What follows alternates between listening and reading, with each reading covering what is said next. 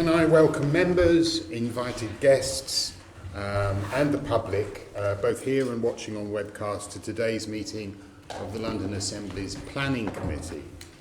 The main item that we'll be discussing today with our guests is the draft plan. Members of the public can follow the meeting on the webcast, on our main London Assembly website or GLA website, and on Twitter using hashtag Assembly Planning and hashtag London Plan. Can I remind members, guests and audience to turn their phones off or put them on silent? That doesn't apply to people who are watching it from home, curiously enough. Ask the clerk if any. I want to ask the clerk if there have been any apologies that have been received. Thank you, Chair. No apologies have been received. Can I ask members on item 2 of the agenda to ask if anybody has any additional interests to declare, and to note the list of offices held on the report. Any additional? Nope. Good. On item 3, can we agree the minutes from our previous meeting held on the 18th of September 2019? Agreed. Thank you. And on the summary list of actions, can I ask members to note the completed and ongoing actions arising from previous meetings of the committee as listed in the report? Noted. On item 5, can I ask members to note the recent action taken by myself, the Chair of the Planning Committee, under the delegated authority following consultation with the Deputy Chair, namely to agree the committee's letter to the Mayor of London regarding mayoral planning decision powers, which is attached on the agenda at Appendix 1 of the report, and noted. To note the letter. Yep, noted. Thank you. Cantered through the dull stuff. And now we go on to the interesting stuff. And we'll be today talking about the London Plan, and just before we start the session, I would like to confirm a little correction, a little typo in the report in paragraph 3.3 relating to the dates listed for the examination in public.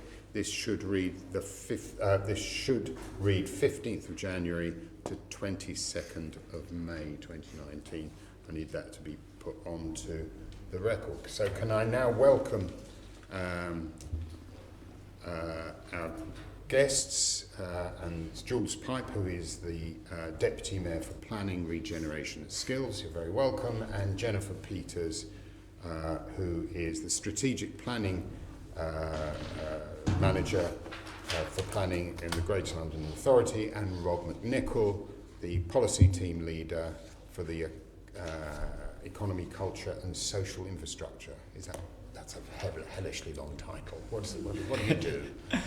So I'm Policy Team Leader within the London Plan team, with a focus on the policies relating to the economy, culture and social infrastructure. That's a lot of words. Thank you very much. Now, if we can now go to our main business, which is to ask questions of our guests. And for that, for our first batch of questions, I'd like to hand over to Assembly Member Devonish, if I may.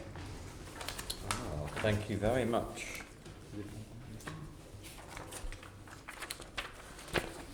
Good afternoon. Starting with the Deputy Mayor, when does the Mayor expect a response from the Secretary of State for Housing and Local Government, please, to the intended to publish version of the London Plan submitted on the 9th of December of last year? 17th of February. Oh. Thank you. Nice straight answer. Does the Mayor expect the plan to be ready in time for the papers to be prepared for the Assembly plenary on the 6th of September then? No. On the 6th of... Does the Mayor expect the plan to be ready in time for the papers to be prepared for the Assembly plenary on the 6th of February then? Presumably not. No, not the Secretary of State's response, no. No, okay. Has the Mayor received any indication from the Ministry of Housing and Local Government to any of the potential responses, directions they intend to make to the plan when they do respond on the 17th of February? No, only the most informal contact, officers to officers. Okay, thank you. And when do you anticipate being able to publish the final version of the plan?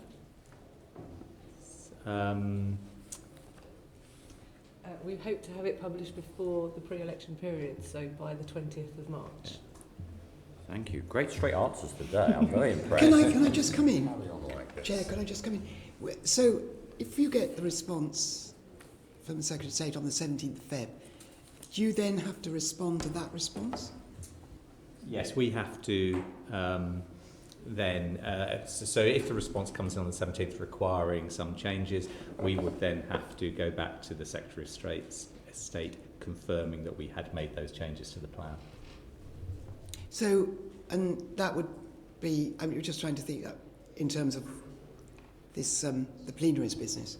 So that would be another week, would it, for you to respond, or 2 weeks? It would depend on how complicated. Sure, actually, that makes sense. Right. Would that not have an impact on your publication date then? Indeed, if they were complicated and there were irreconcilable differences, then yes. Then that will be at risk. Yes. Okay, thank you. Do you have to make changes throughout the plan? Well, you don't know, do you? You don't, because you can't have, you can't have a plan ready for publication. The Secretary of State's at liberty to go further than the issues of disagreement between us and the inspector. It's tricky, isn't it? Assemblyman Devonish can carry on. Thank you. What are the key lessons that the Mayor has learnt from the process of developing the plan so far?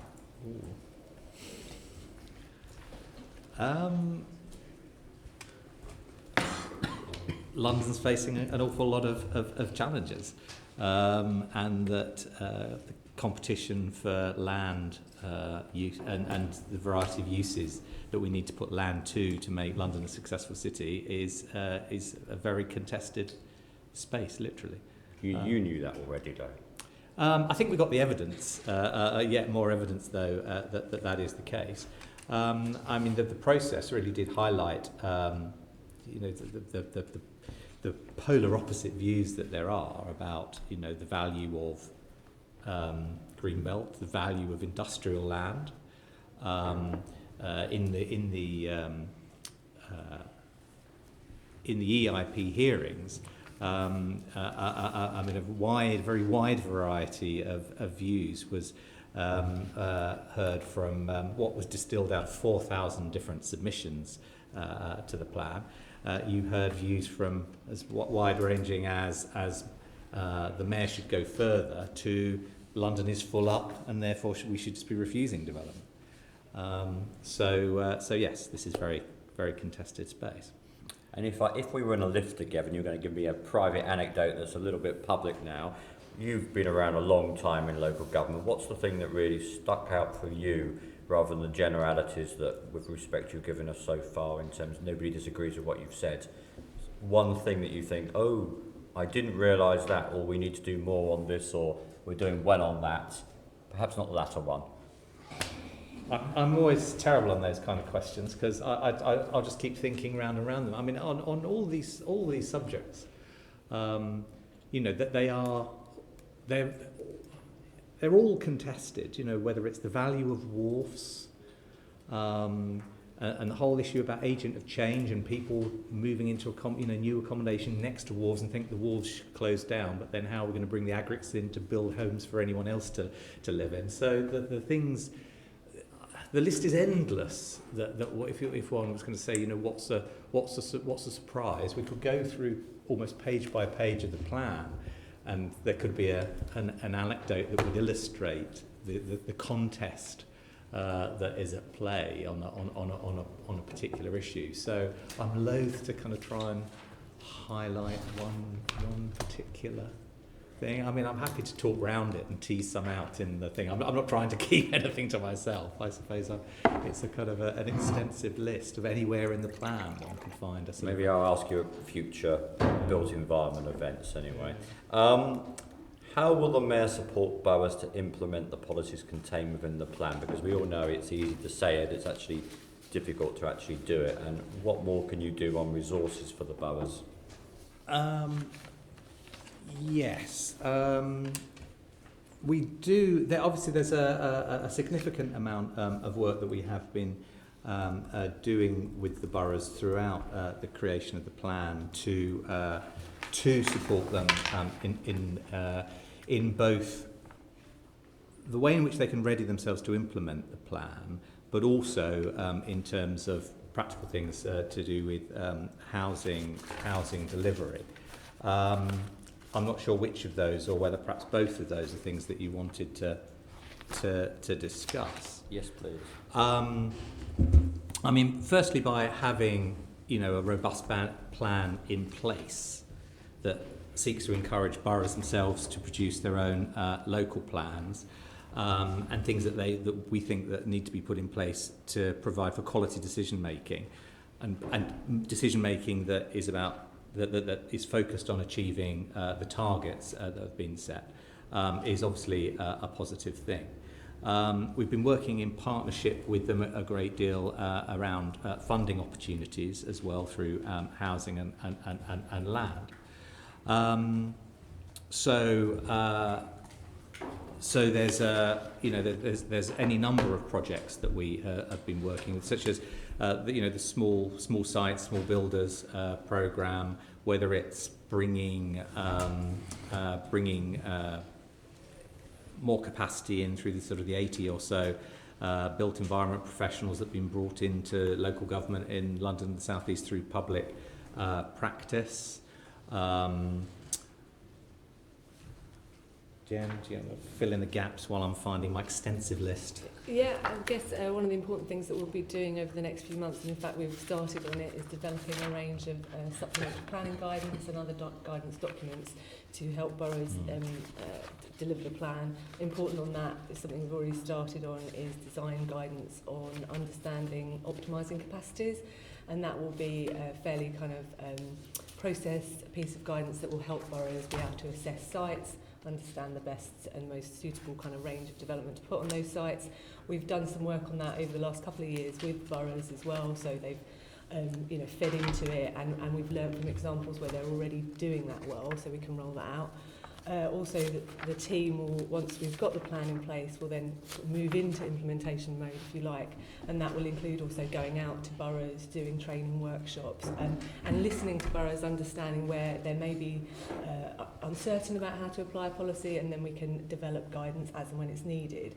So one of the things we're planning to do, or hoping to do, is have a bit more kind of guidance that's a bit more we can more speedily update it, and so we can put out, as and when questions come up, we can put that online, and people can search if they're interested in a particular topic or area. They can search that, and all of the areas of guidance come up, and they can find that. And this means that we can put up guidance notes, as I say, if a particular question comes up, rather than waiting a year to write a document on a kind of topic, we can come up with the answer to that question very quickly. And I think that, again, that will help implement the plan. And as Jules has already said, the plan has been written in a way that can be implemented quickly. So we're kind of following that up with more, sort of quicker guidance, if you like. Okay. So Jen's covered sort of the housing design guidance and bringing that forward. Obviously, the Affordable Homes Programme itself is obviously all about delivery. The Building Council Homes for Londoners as well, directly involving the GLA with the boroughs to help them deliver that. Home Building Capacity Fund, 10 million of revenue funding directly to help planning departments and within boroughs to be able to skill up to deliver some of this, or even employ someone from public practice if they haven't got the revenue funding themselves to do that. I mentioned small sites, small builders. That's £15 million plus programme. The community-led housing hub that the Mayor launched in 2017. The Community Housing Fund, which followed in 2019. That's £38 million of capital grant and loans. Our work to bring forward public sector sites, TfL, or with working with the NHS. The work that's been done in housing and land to diversify housing products, like the encouragement of build to rent.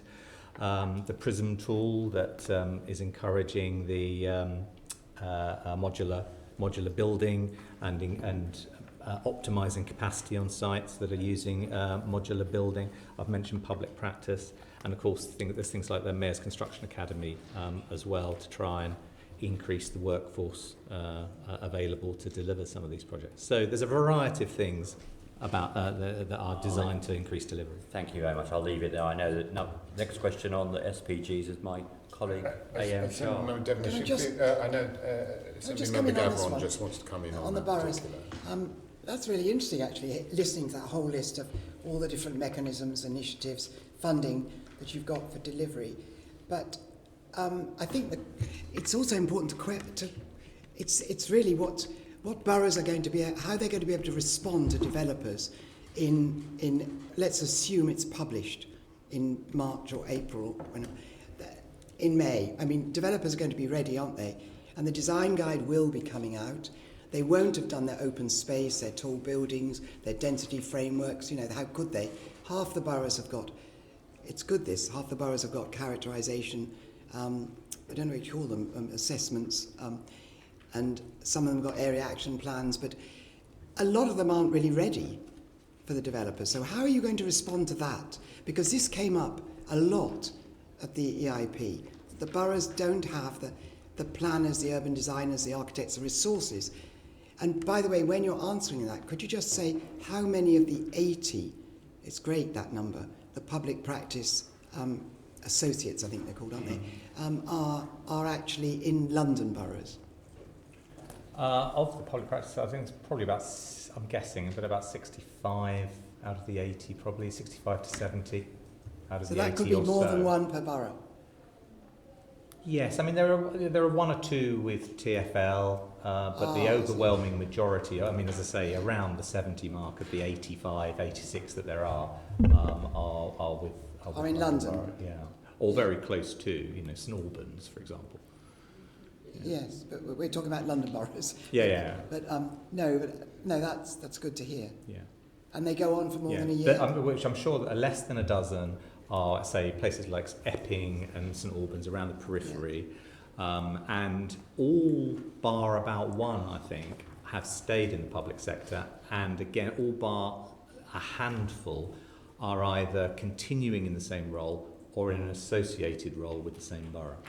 So overwhelmingly, it has established that resource semi-permanently, as long as these people want to continue. And Jen, that's the question. Yeah, in terms of boroughs gearing up, well, they obviously the plan in draft form has been out since December 2017, so they know the kind of essence of what's in it. So they will be thinking about how they gear up for that and how they think about updating their local plans. So they would have been carrying out work on that. And we know that because we've had some drafts in where they already are starting to do what we're requiring in this plan. But then also within the plan itself, a lot of the policies and criteria, although sometimes are designed mainly for using for a plan-led approach, they also can be used on a case-by-case criteria, so tall buildings, a design-led approach. So you can use the same approaches, but just on a more reactionary way, as and when you need to, while they're gearing up for their own local plans. But you know, we've been working with boroughs, as I say, particularly on the design elements, so they all know what's coming and what they need to do to gear up to that. Thank you, Assemblyman Gavron. Thanks, Assemblymember Devonish. We want to rewind to SPGs we were talking about earlier on. You have committed to publishing many more SPGs, and when can we expect to see that, and how will you prioritize on the topics for those SPGs? Yeah, I mean, Jen has a timetable, an extensive timetable that we could let you have that prioritises them, and they play out over about the next 12-18 months. So you have a list of topics and a time frame for each of those.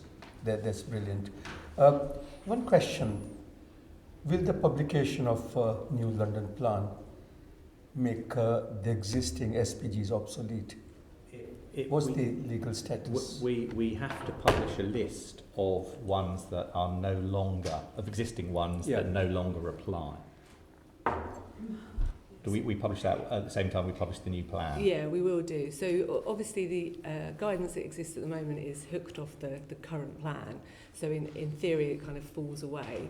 But what we'll do is we'll make sure where that guidance is still relevant, and in the interim while we're updating or providing new guidance, we'll be clear about what is still relevant and what counts, because there's a lot of stuff out there that we've done in the past that is still very useful, and we wouldn't want to lose that in the kind of transition period. So we'll put that online, as Jules says, when we publish the plan. So your list of SPGs would also state, in the sense, when the new plan is published, what will become, in a sense, obsolete or will need lots of rewriting, redrafting, what would effectively be re-adopted, so to say, Yes. and which are the ones which will be brand new. Talking about brand new, would you have any on tall buildings or That's one. densities? Two separate ones? So the design work that we're already undertaking, which will be one of the first ones to go out to consultation, that deals with the issue of densities and how you understand what's the right density for a site. So that should come out hopefully in spring, early summertime. And then in terms of tall buildings, yes, we're looking at that slightly further down the road, but looking at looking at the different issues in the tall buildings policies, particularly kind of things about daylight sunlight, impacts on wind, things like that. We've got a whole list of things that we're looking to cover in that. That will be, as I say, a bit further. We haven't actually started working on that yet, but that will be one that we'll be bringing forward. But again, as I mentioned before, the way we're looking to do SBG is that, or guidance in general, is that we'll pick up issues. So it might not be that we have a tall building guidance document that comes out, but we will ensure that we pick up all of the issues around tall buildings throughout the guidance that we're doing. I have some questions on both densities and tall buildings related policies. But question is, given that boroughs are now left as part of the new policies to even define what tall building is, and for example, the density matrix also left to them to determine. Will this be something picked up strongly within SPGs so that they have a strategic, clear guidance? Yes, so the design SPG that I've mentioned will help in this regard. So will the characterisation SPG is another one that we're looking to do quite quickly. And then also the kind of tall building guidance. And that together will help, well, the first two will help boroughs understand where is appropriate for tall buildings and what is tall within their context, And what about London context? Well, they're local context. So what would be tall in Tower Hamlets is different from Richmond. Yeah. Okay. All right. Thank you for that. Also, Will, you know very much that we, the Assembly, argued that it's about time we had a distinction made between commercial tall buildings and residential tall buildings, because now, originally, the policies were written for commercial, and in some cases, mixed use, but they were not written for residential. And we've gone on not changing that. And now we've got to a point where there's a huge pipeline of tall buildings. And I think it was 80%, I don't know whether it still is, about 80% are going to be residential.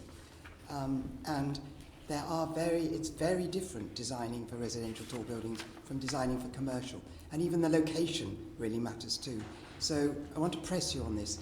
Will you be looking at that?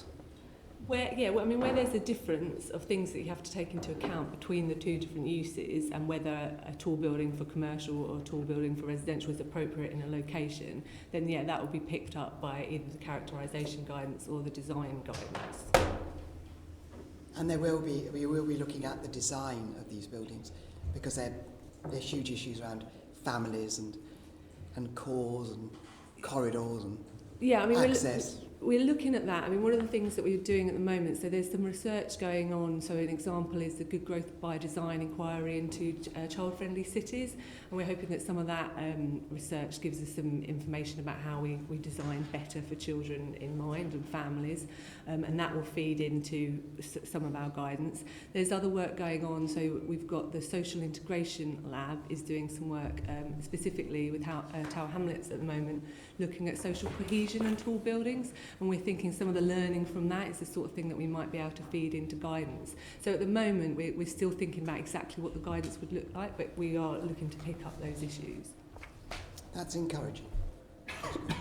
Thank you for that. Do you want to come back on that? Okay, for now, I'll come back on tall buildings later on. Thank you very much. Assembly Member Gavon on the Greenbelt. Yeah, this is a few questions on the Greenbelt. The Mayor's rejected the government inspector's recommendation that he should do a review of the Greenbelt. And what you have said, if I've got this right, is that he will do an appraisal of all the spatial development options that lead to a sustainable outcome as part of the next London plan. Have I got that right? Yes, that's... Have I got it really right? Yeah, yeah. I think you've made a better fist of describing it than I would off the top of my head. So, yes. Good, okay. Well, in that case then, does this strategic appraisal, will it also include the Green Belt? Well, I think going forward with another, the next plan, producing the next plan, whenever that is, it is going to have to take part of the debate will have to be a step back and look at how we can address need in the context that London sits, so basically the wider southeast.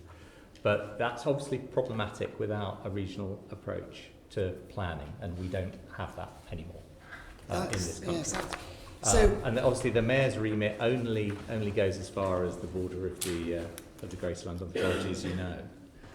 so any appraisal will have to include looking, and I think we all totally agree, looking at the wider southeast, and we've actually dealt with that in this committee too. At the EIP, there was a lot of discussion about what I can only really call the inadequacy of the arrangements for tackling growth locations, strategic, the big strategic issues, which need a whole suite really of they need a lot of policies. They also need a lot of attention from relevant stakeholders and other interested parties.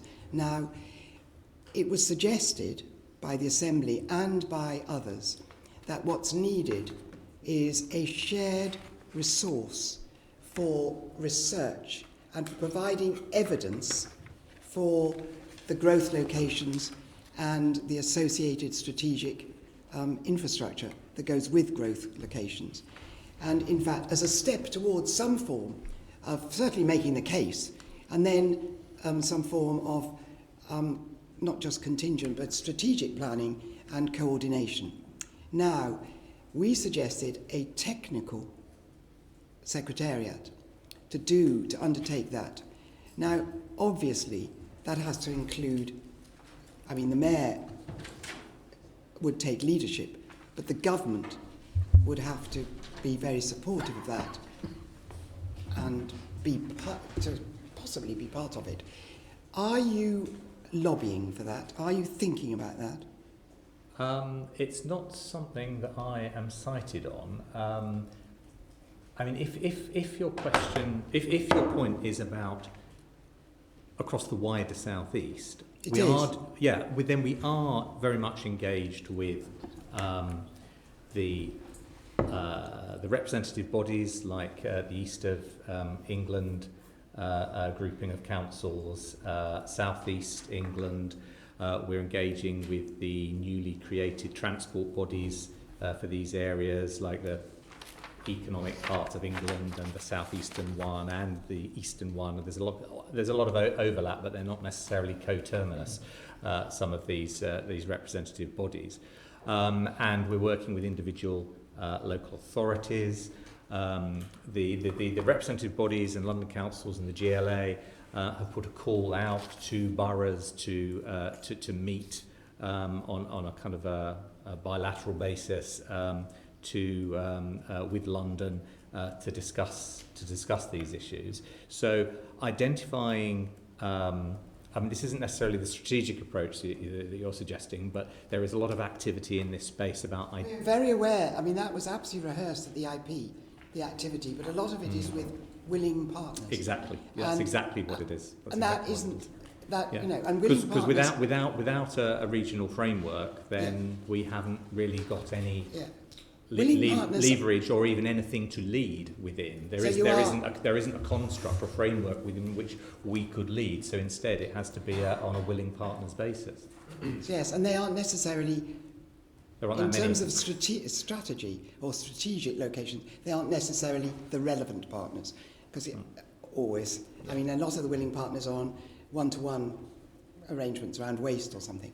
But just so, in fact, Assemblymember Gavin, can I just ask Assemblymember Devonish to come in and want to yes, just come in on that point? Mine's a simpler point. I agree 100% with Nikki. I mean, isn't this really the case that you've got to appoint somebody full-time from your side, Jules, and get Homes England to appoint somebody, and you've got to go out as a team, because otherwise you'll spend half a day a month on it because you're busy doing all the hard parts of your job. And Nikki's absolutely right. We've got to have the South East involved in this, and otherwise you'll just have a couple of discussions with Thurrock a year or Reading or whoever, and nothing's going to happen.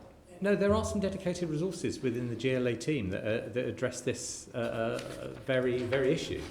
But as I say, I believe that Nikki's point would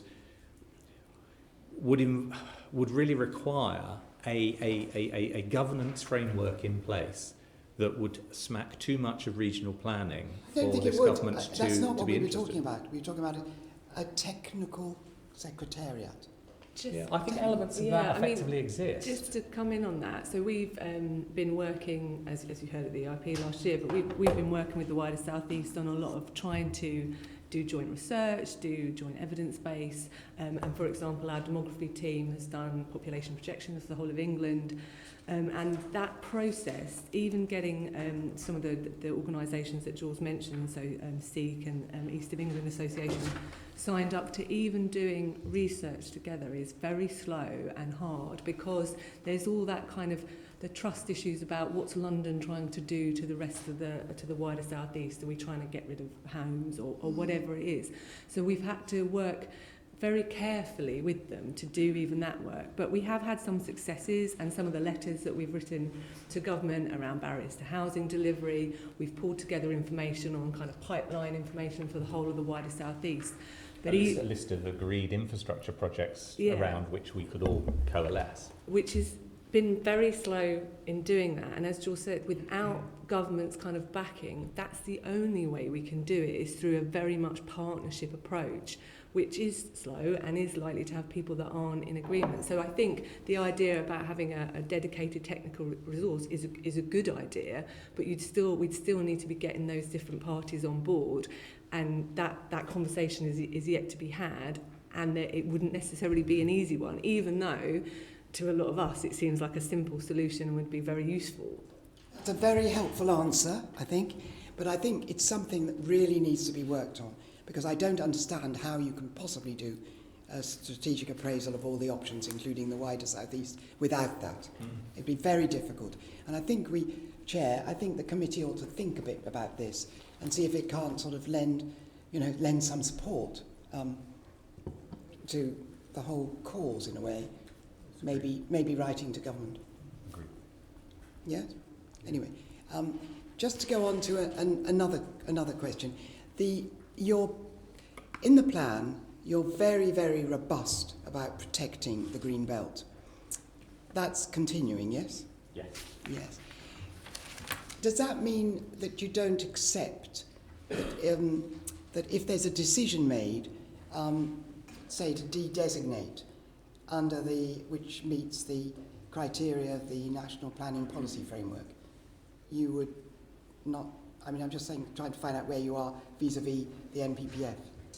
We believe our policy is consistent with the NPPF, and so therefore should be found acceptable. I think the inspector felt that it was unnecessary. The Mayor does right to object when there are moves to de-designate, but obviously the NPPF does trump the London plan, and therefore an inspector is at liberty to agree with the de-designation proposed by a borough. But the Mayor has set out his stall about what he feels about de-designation. Okay, that's very I'm just going to say, in terms of the tests, of Greenbelt tests, if a borough has done a review and found some land that no longer meets any of those tests, then that's a different proposition, because obviously then it's no longer green belt in the way that we expect it to function. But we haven't actually had very many, or any of those come through. It's always exceptional circumstances arguments, which are obviously different because you're still losing green belt that meets the functions. I vaguely remember someone, didn't they apply to convert it to MOL because it no longer met the green belt tests, but they had no intention of releasing it as green space, but MOL designation was more appropriate than green belt. I think there was once one of those. Yeah. Okay. And the NPPF is, it's got a lot about protection in it, but it also has a certain amount about enhancement. And you stress in the London Plan, and we really supported you on that, on the multifunctional nature of the green belt. And it seems now that with the climate emergency, with the decline in biodiversity, the decline in wildlife habitats and so on, the need for more woodland, that not to mention, air quality, recreation and so on, that there is a real role for the Mayor to emphasise enhancing the green belt. And I wonder what initiatives are being put in place.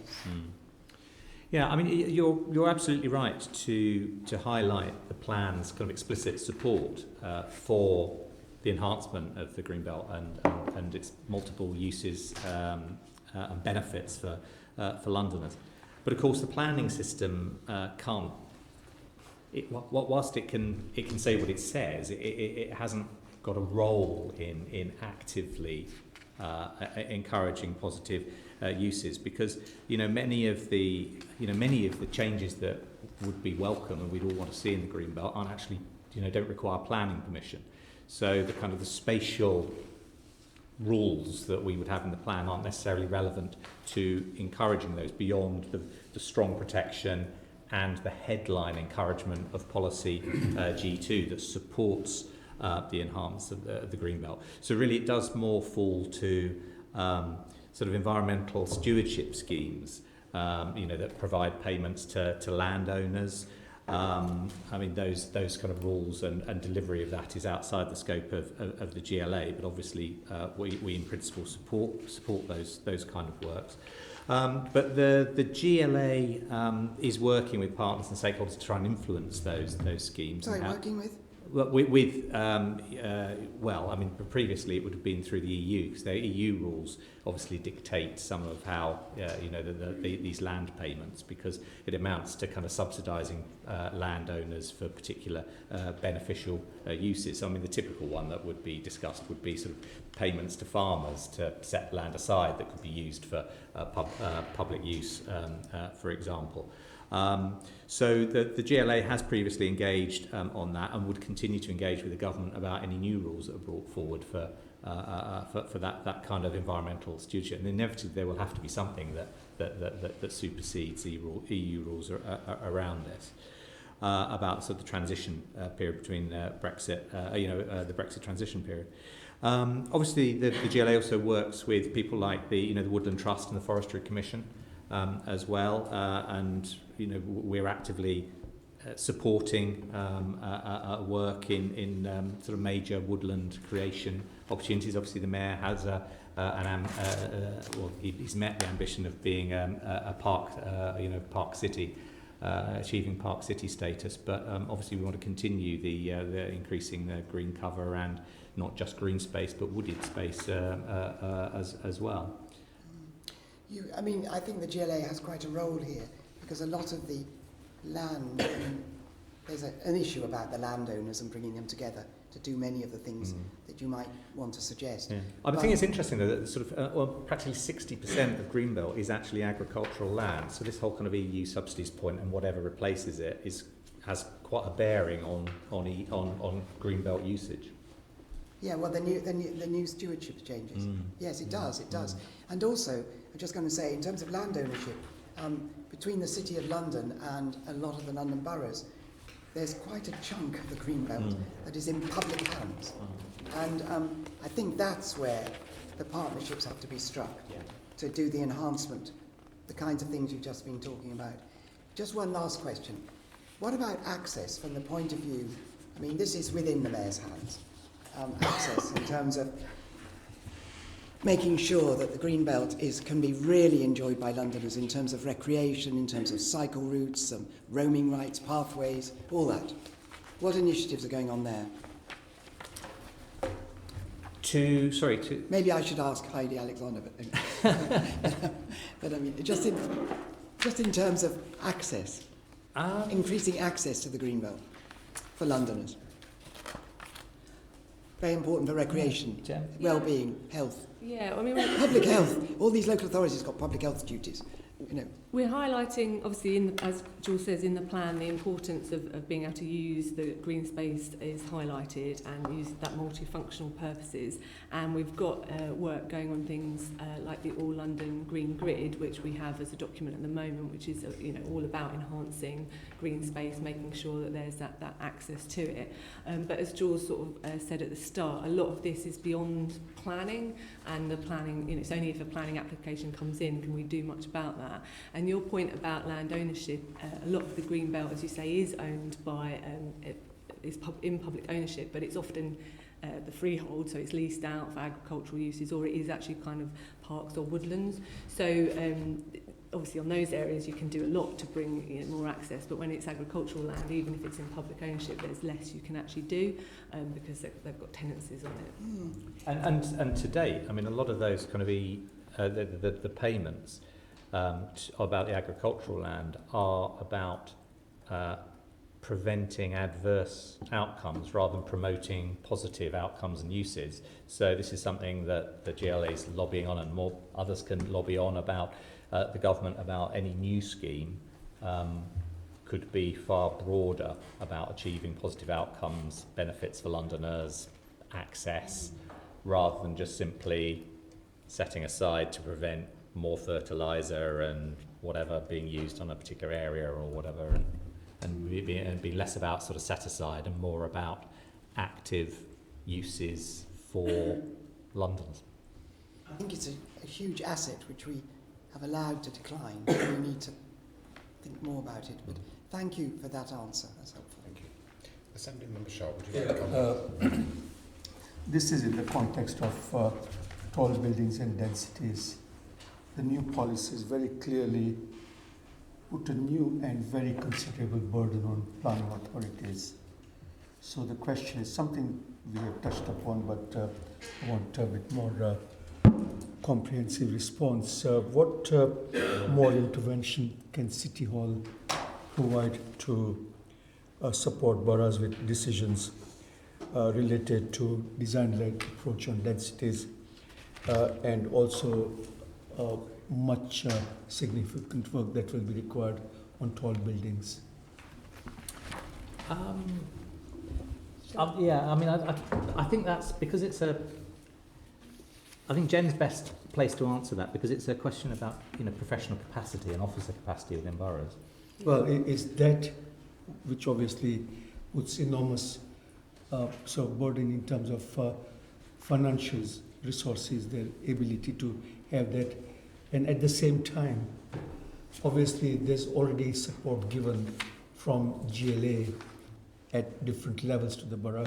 How can that be enhanced so that local authorities don't have to entirely rely upon their own in-house or whatever way they want to organize that additional support? Very, very critical. Yeah. So the first thing I suppose I would say is that the design-led approach and the approach to tall buildings is not something totally out of the blue in terms of a lot of boroughs do that kind of work. If a borough is doing a site allocations document, for example, they will look at the site, understand its capacities to try and put out in the allocation or in an area action plan or a master plan what they would like to see on that site. So a lot of this work is already going on. There are a few boroughs who haven't done it yet, so they will need support in gearing up. But the important point that we are trying to push in this plan is to do that work through the local plan to make sure that it's properly plan-led and that sort of does front load work a bit, but it means when you've got applications coming in, you're not reacting to those applications. You've already done the work, you've got the evidence, and therefore you can make sure that the schemes coming forward, one, you can encourage them to be the right schemes, but if they're the wrong schemes, you've got the evidence and the information to explain why they're the wrong schemes. So in lots of ways, it's work that would already happen, but we're just saying doing it at the front rather than at the back end. And then, as I've already mentioned, the SPG guidance provides a kind of step-by-step process is the idea, and a tool as well that can be used to be able to, so boroughs who haven't necessarily done it before or haven't done it as much as others can follow that guidance and deliver that and understand those capacities. We're also doing the work on characterisation studies, so again, boroughs can go through a process to make sure they understand the character and context, which leads them to understand where those taller buildings are, make sure they can understand capacity in terms of transport and accessibility. So we think we've got a package of measures within the plan itself, and then through the SBG guidance. Then there'll be the training sessions that I've mentioned that we'll do on the SBGs, and then also things like the public practice, where there is a skills gap or a lack of capacity at a particular local authority level, they can draw in that expertise, and the public practice people are often, they're designers, the urban designers, this is exactly the sort of thing that their skills can do. So I think we feel that, as I say, one, it's front-loading a lot of work that would already happen anyway, and giving a clear process that boroughs can follow and have responded, well to. And a lot of the boroughs we've spoken to have said, yeah, we do already do this, or they're glad that there's this pressure to do more of it, not just do it on one area or on an area action plan, do it on a whole borough basis. And I can see where you're coming from. Still, the question remains that, call it front-loading or whatever, that preparation of forward plan, which will be critical to how those policies are implemented, wouldn't that require much bigger and stronger team, so to say, which probably traditionally or currently the boroughs don't have? So given that kind of scenario, and also then actually interpreting those policies when we actually have planning applications, which itself may require more than your normal capacity in terms of your urban designers or architects, whatever.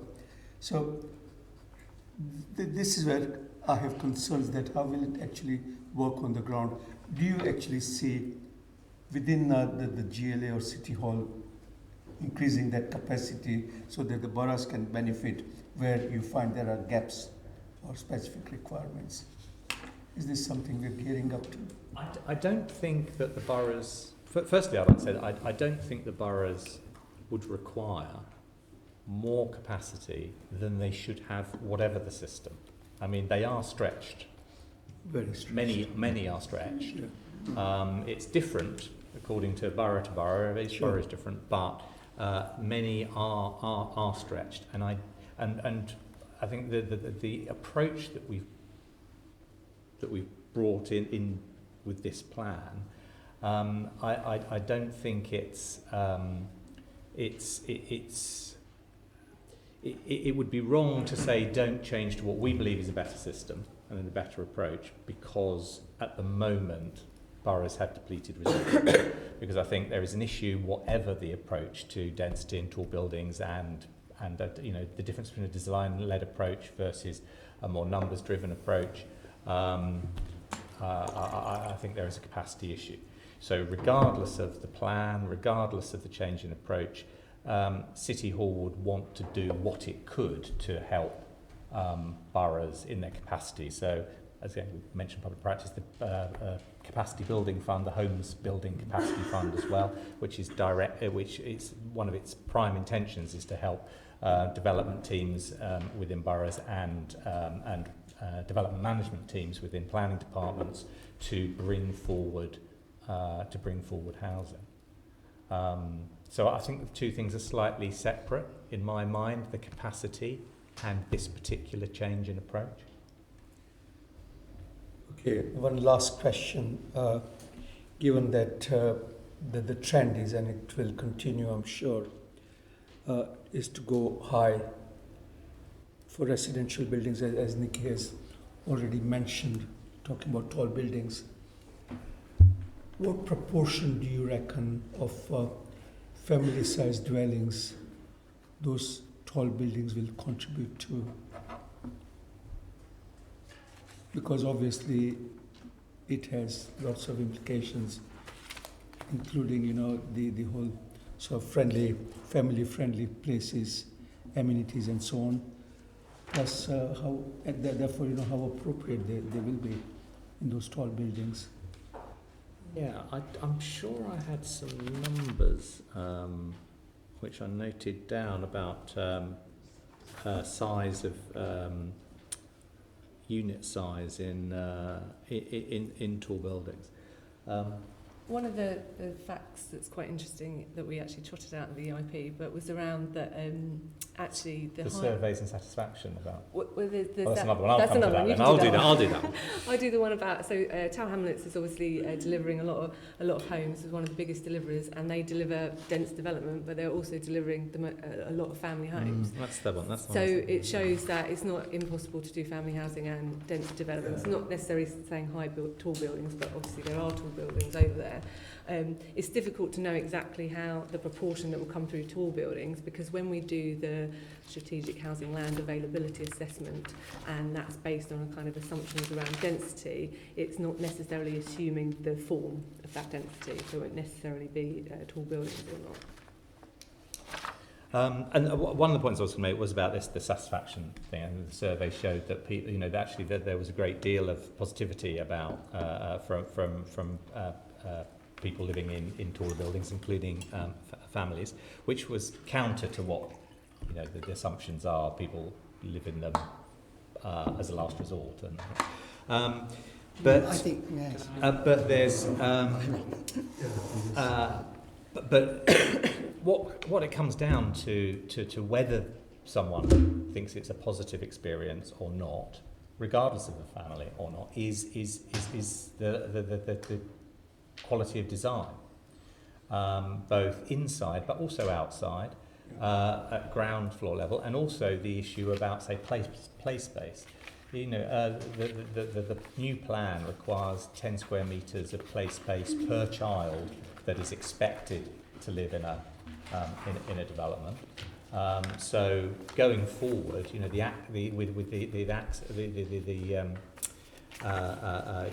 the degree of importance placed on better design, and including the public realm and the provision of play space.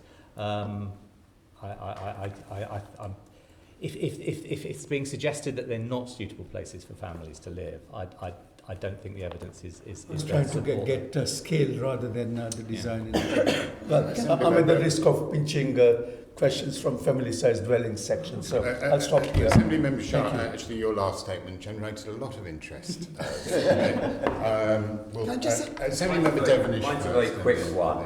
If the Deputy Mayor is saying what he just said in terms of people are satisfied living in tall buildings, can you write to us with the data, because we are very, very cynical on that one, to put it mildly. Yeah, it was published in the IP, but we're happy to draw it out. And that would be great. Yeah. I was going to say, I think it would be very useful to know, and also to know, I mean, we put forward, the Assembly put forward that families, and this is particularly families living in affordable housing, the large flat should be not higher than the fifth story. And we're talking now, by the way, about 50% of the towers are going to be between 30 and 70 stories. That's the new London architecture. I think I've got it right. I mean, it's not the most up-to-date figure, but it's not. It was there a couple of years ago. And I think a lot of discussion at the IP about the design and about how a lot of the children just have to play. Their playgrounds are the corridors, and the way you design the corridors, for instance. And also the satisfaction rates generally, I think, are from people who are quite affluent and can take their children all over the place, can accompany them to things. You mean architects? I don't know. But the thing Lawyers. is, it's a bit different, and I think it would be really helpful.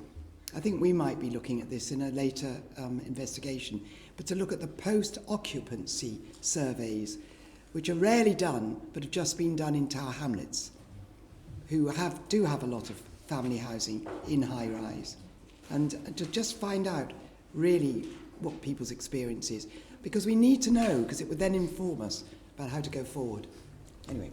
I, of course, have met many people who've said that it's great living in a block of flats with the families, and when I've questioned them, they always happen to be people who've got a family home in the country that they bolt to at the weekend. But that's another issue, and I'm sure we could talk for a long, long time about tall buildings. I'm going to talk now about I'm done. I'm done. Yeah, we're done. I'm going to talk now about small sites, if I may. It's quite clear from the EIP that the original small sites policy that you proposed lacked a proper evidence base, and including the arbitrary targets of the upper limit of 25 for the presumption in favour. How was it allowed into the draft London plan in the first place, and why was it allowed to get so far? Well, obviously the basic number is actually already happening. It was the windfall sites that are created on small sites. What the inspector questioned was the degree to which that trend could be encouraged to grow. And the scenarios we outlined were sort of in 0.3% increments in growth, and we thought as a case of judgment that in our judgment we thought a 1% growth increase in the trend rate was reasonable. The inspector disagreed and thought that we should remain just simply only banking on trend. Our response has been to say, okay, we won't include the numbers in case we are indeed wrong, fine, but we still think the policy is right to encourage small sites to be brought forward, and time will show whether we were right or not. I think we're all at one in bringing small sites forward. It's how you do that where there may be some dispute. Which boroughs have so far identified enough small sites to meet either the requirements of the London Plan or the reduced target? Well, the reduced target everyone will be currently achieving the reduced target, won't they? Because it's all trend. It's slightly above trend with the 0.3. Oh, sorry, it's 0.3. 0.3, sorry, yeah. But the point of so what the inspectors have said in the report, which is quite useful, is that small size number can be windfall. So they don't have to identify it, because you wouldn't identify a small plot for a couple of units. That kind of incremental intensification wouldn't be identified through a site allocation, for example. But we know that we've got boroughs coming through at the moment with plans. Croydon's an example, they're looking at options, but within those options they can meet those numbers. So in terms of those, the 0.3 number, I don't think, as Jules said, any boroughs would have much trouble in bringing forward those sites. But they wouldn't have to necessarily identify them because they can be windfall. So none have actually come forward and said, yes, we can do it? Well, they're going through their process at the moment of doing, local plans.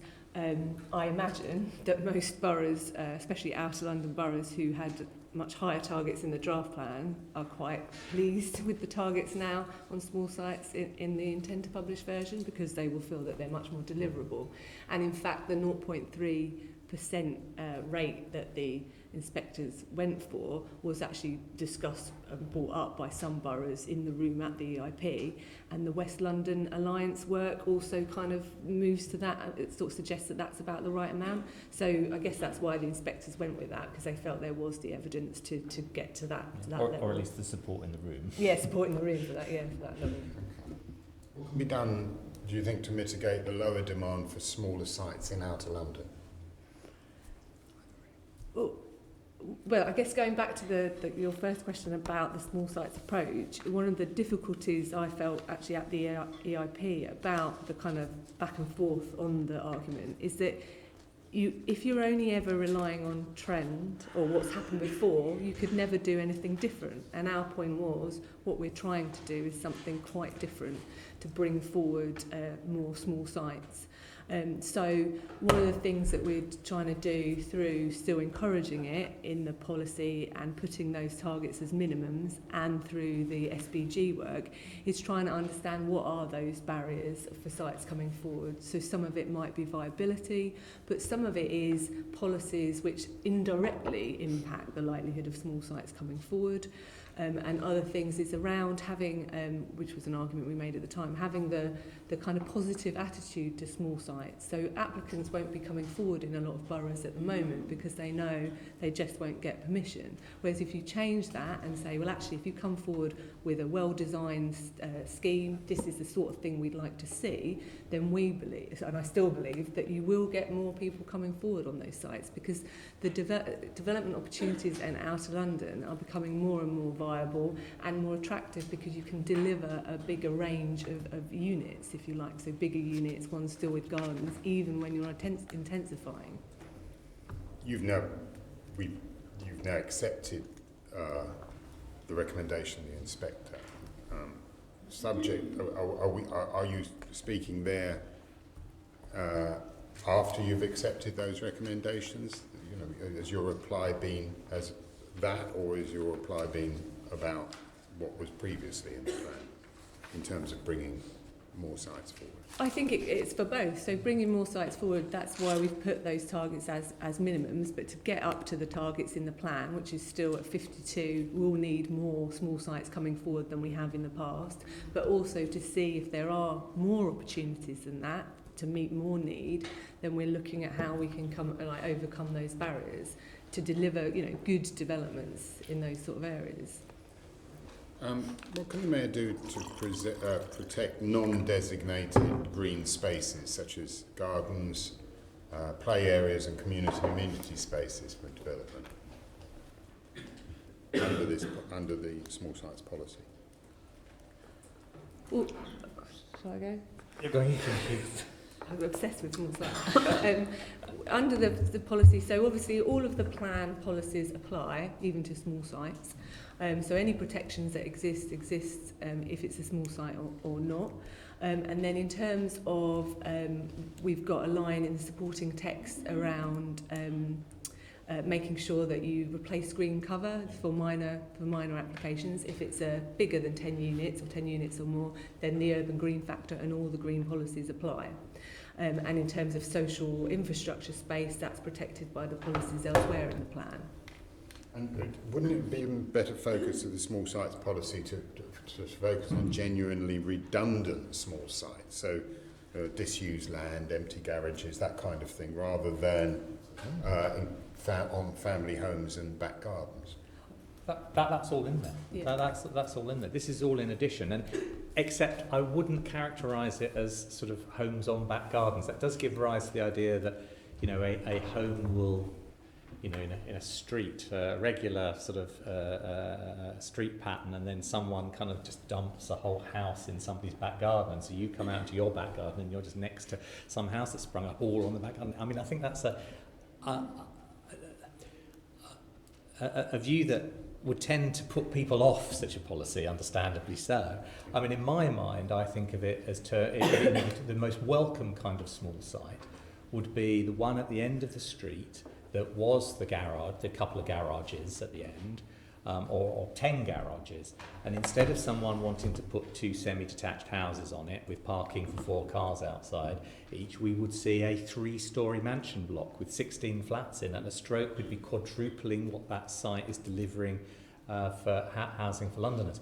In terms of building on a back garden, the kind of building on a back garden I would welcome would be where someone is say subdividing a property into flats, as is common, certainly in inner London, but not so much in outer London, and to make enough room for bathrooms and kitchens at the back addition, they needed to extend out that a little bit. And in return, they're required to return the front garden back from hard standing for cars back to soft planting. And so there would be no net loss of green space, of biodiversity, and sustainable urban drainage, but we would have an additional housing unit created out of the subdivision, and so that's a long way from the imposition of a great bulk of building, breaking up a rear building line, which is not what that policy is all about. Yeah, and one less family-sized home. Depends on the size of the house. There are a lot of interwar semis in outer London, the size of which could easily accommodate a family-sized home with 3 bedrooms in one unit and 2 bedrooms in another, in interwar semis. Yeah. That's not to say that it wouldn't allow the development of a home in the back, a house in the back garden. You're just saying that it would depend on all the other policies in the plan, which would make the scenario of it just being plonked down in the back on a backland site, so as part of the back garden, rather unusual and very hard to achieve because of the other policies within the plan. I mean, you may have persuaded your team, you haven't persuaded us on that. But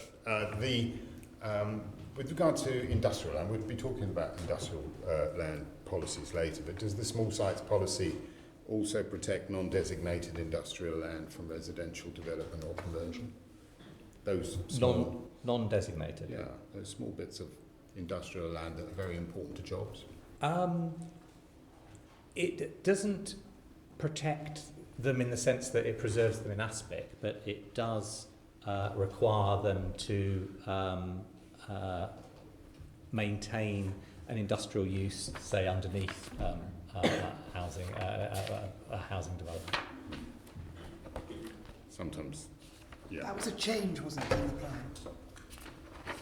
Because originally non-designated industrial premises, which could be, of course, quite a lot of, the various small and medium-sized, small enterprises that are behind the high streets. And are they now better protected? Well, this is the first time that London plans had explicit protection for non-designated industrial sites, so it is stronger than the previous plan. So again, in terms of the changes we argued for. Yeah, so in terms of the small site policy, even as was or as is now, it doesn't override other policies in the plan, and I'll bring in Rob in terms of that non-designated policy. Yeah, so as Jen says, the small site policy, and particularly as it's currently worded, doesn't then override the policy on non-designated industrial sites. So whilst we ought to encourage those small sites to come forward, and some may be currently in industrial use, the non-designated industrial policy requires developers to either demonstrate that that industrial use is redundant and there's no demand for it, or to re-provide that industrial capacity on that industrial site as part of a mixed-use development.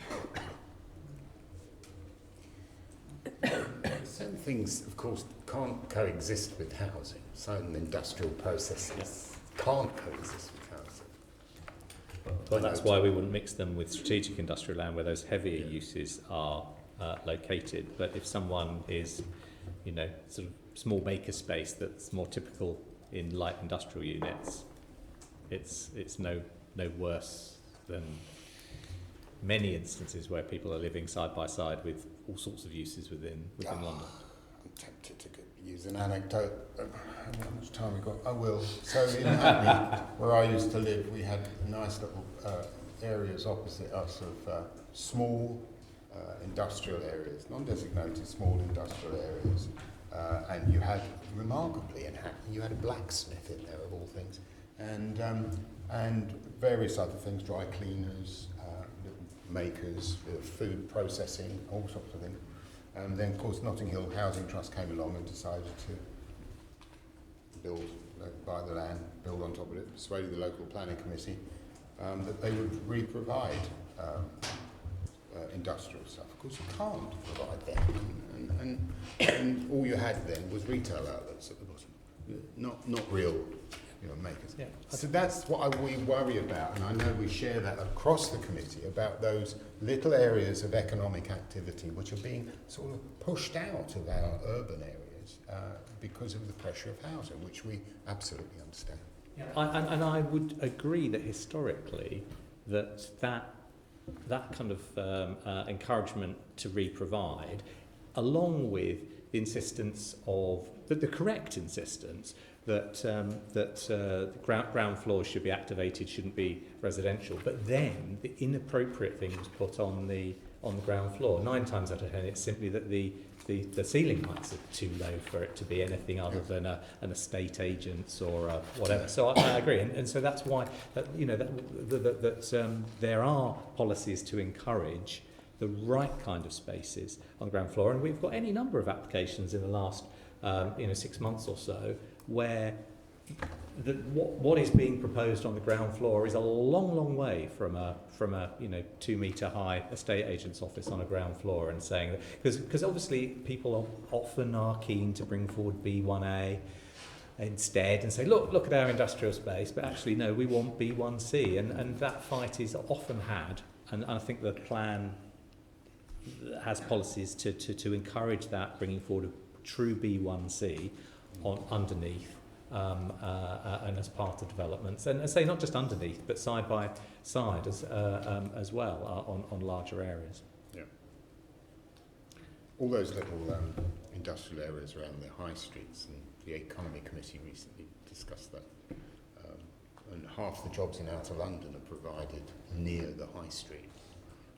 So they are vital, but too often neglected, too often got rid of.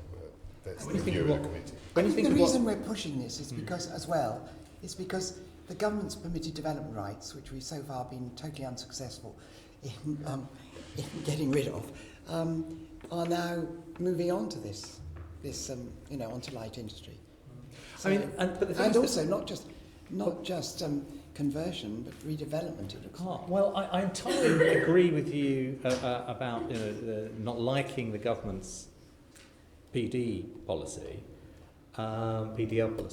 but I think the ability to redevelop well and maintaining high-ceilinged maker space and creative space on the ground floor is something that potentially leads developers away from using the permitted development rights. Because I would say to any developer that is insistent on going ahead with a conversion, that they would probably get a much better result by actually putting in planning permission for doing a more comprehensive redevelopment that preserves B1C space on the ground and maybe the first floor, and building sort of the third and fourth floor as residential. I mean, when you go down the Old Kent Road and go just behind the frontages there are loads of 2-storey 1950s, 1960s, really kind of low density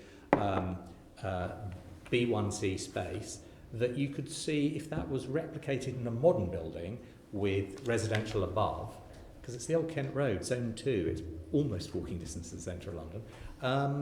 That would seem a sensible use of very valuable land.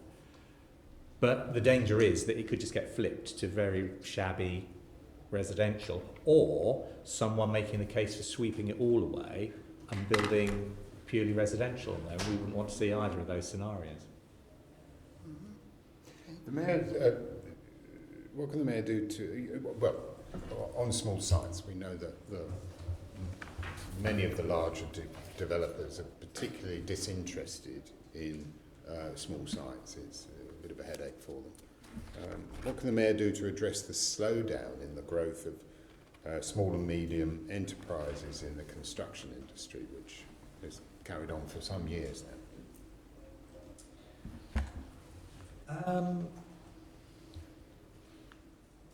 Something that probably more my predecessor in housing and land has probably been was taking a lead on to encourage It's your job now. small buildings. Temporarily, Chair, very temporarily. However, of course, I have been involved very much so from a skills point of view from on the Mayor's Construction Academy, which the hubs that have been created there have. The early signs appears that there's a really good story to tell on both numbers and the increase in diversity in both women and BAME people coming into and young people coming into the construction sector.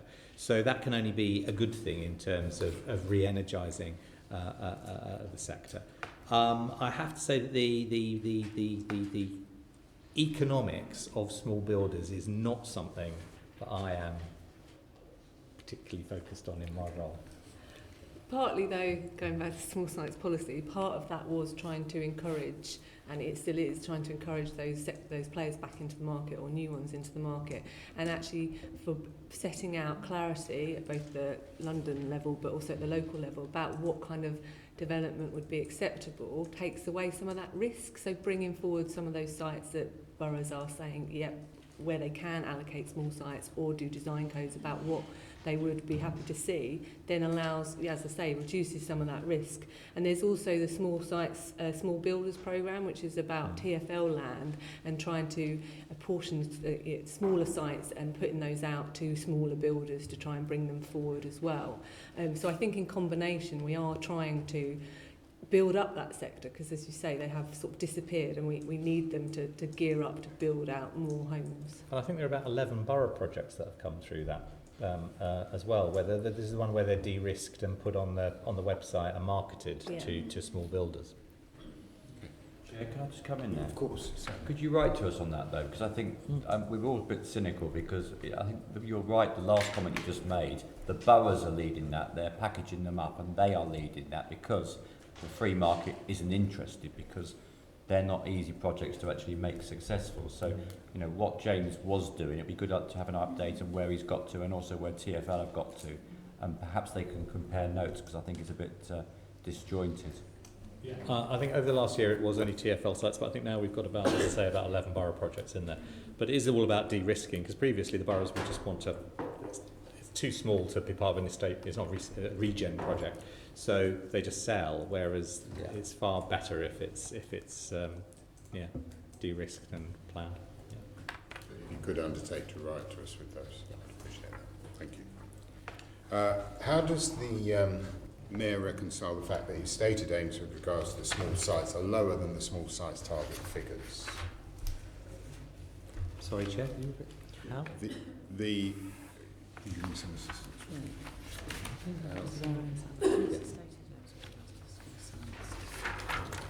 The small size targets, yeah. So that you're trying to, the Mayor wants to build more homes than the targets you've actually set for small sites. So there's a gap now as a result of you reducing your ambition.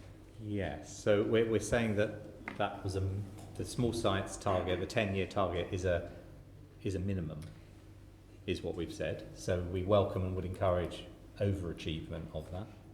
Right. Yes. But you've had to reduce your target, reduce your aspirations. Yes, because we set the 1%. We set the 1% growth in small sites, whereas the inspector has reduced us to 0.3% growth in what was happening already, the windfall. So that would have an overall effect on the Mayor's housing targets. Yes.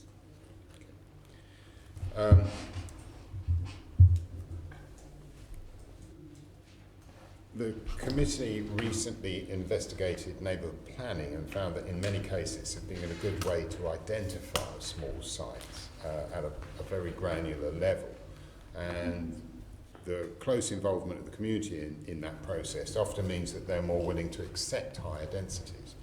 Do you think the plan goes far enough to acknowledge and support the role of neighbourhood planning? Well, the plan, we explicitly acknowledge the role that neighbourhood planning can have, but we don't go into detail in the plan. Obviously, there is a tier of planning between us and neighbourhood planning, but we with the boroughs, but we do acknowledge its role and encourage it in the plan. But it is something for the boroughs to take forward rather than the GLA. I think, Chair, it would be fair to say that the report of the Neighbourhood Planning Committee is going to make a number of, it isn't yet published, but it will make a number of recommendations, not just to the boroughs, but to the Mayor and to government about neighbourhood planning. Because there is a bit more of a role than is currently being played. I think what we're looking for is a firmer acknowledgement in the London plan that neighbourhood planning actually matters. When neighbourhood planning first started, as a result of our investigation, I think there was a general assumption that neighbourhood plannings were only for the well-resourced middle-class areas of London.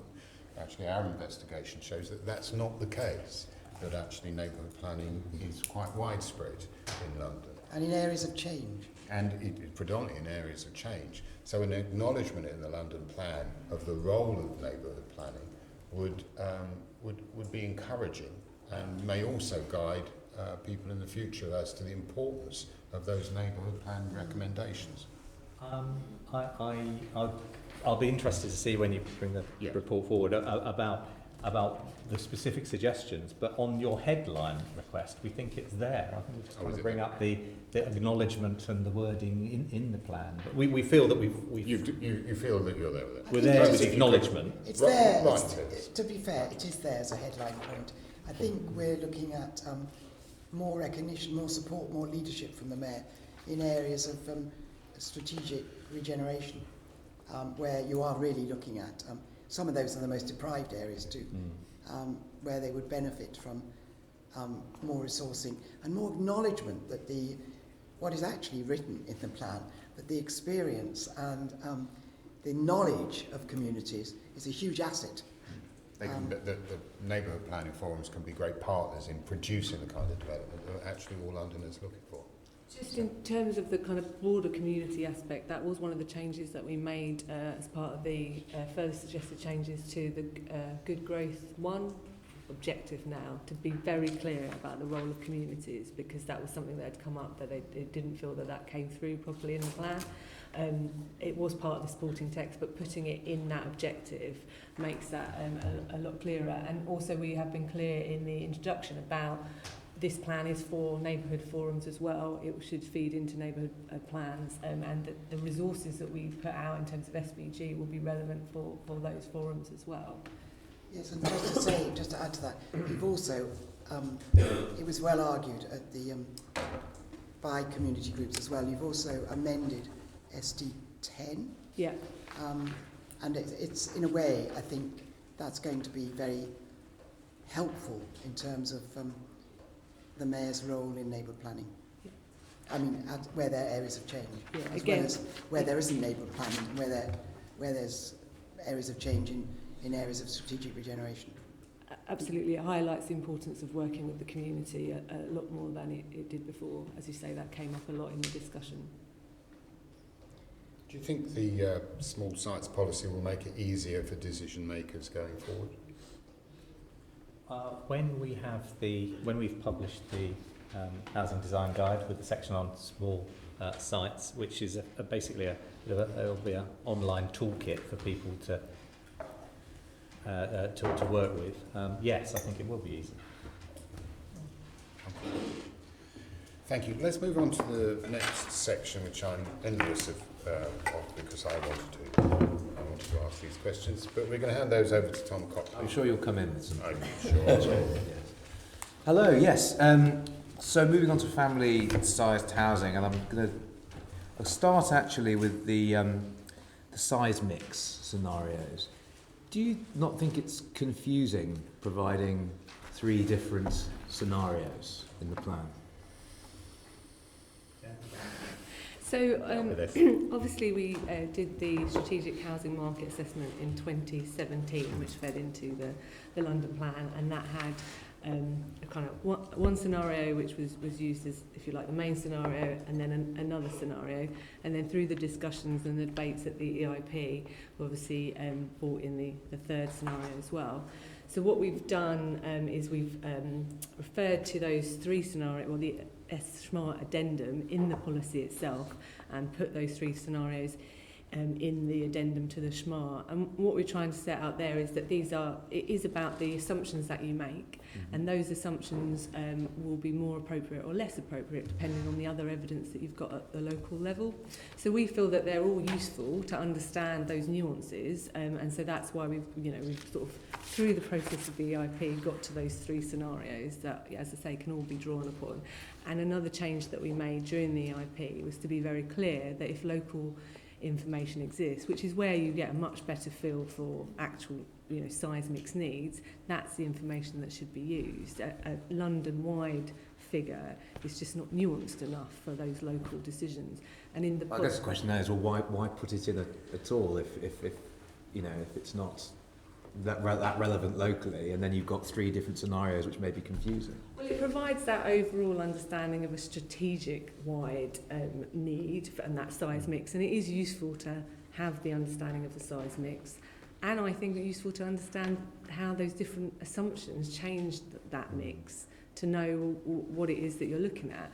So I think they're useful for boroughs to draw upon, having 3 of them, and we've tried to make it clear, as I say, in the policy itself that there are those 3, in the supporting text that there are those 3 scenarios. How are you going to make sure, though, that you don't end up with sort of developers cherry-picking the one that is best for them, as it were? Yeah, well, we've tried to make sure in the wording of the policy that what we're saying is that they're for boroughs to draw on in their assessment, not necessarily for developers. We're trying to encourage, through the work that we've already talked about in terms of understanding the capacity of sites, that boroughs actually set size mix as part of their site allocations. So again, it's that upfront work, and then they can be very clear, taking account of all the different things in that part A of that policy, to make sure that they've got the kind of optimum mix for that particular site. Okay. And in terms of things like downsizing, how is the mayor communicating his downsizing schemes? Do you want to come in on this one, George?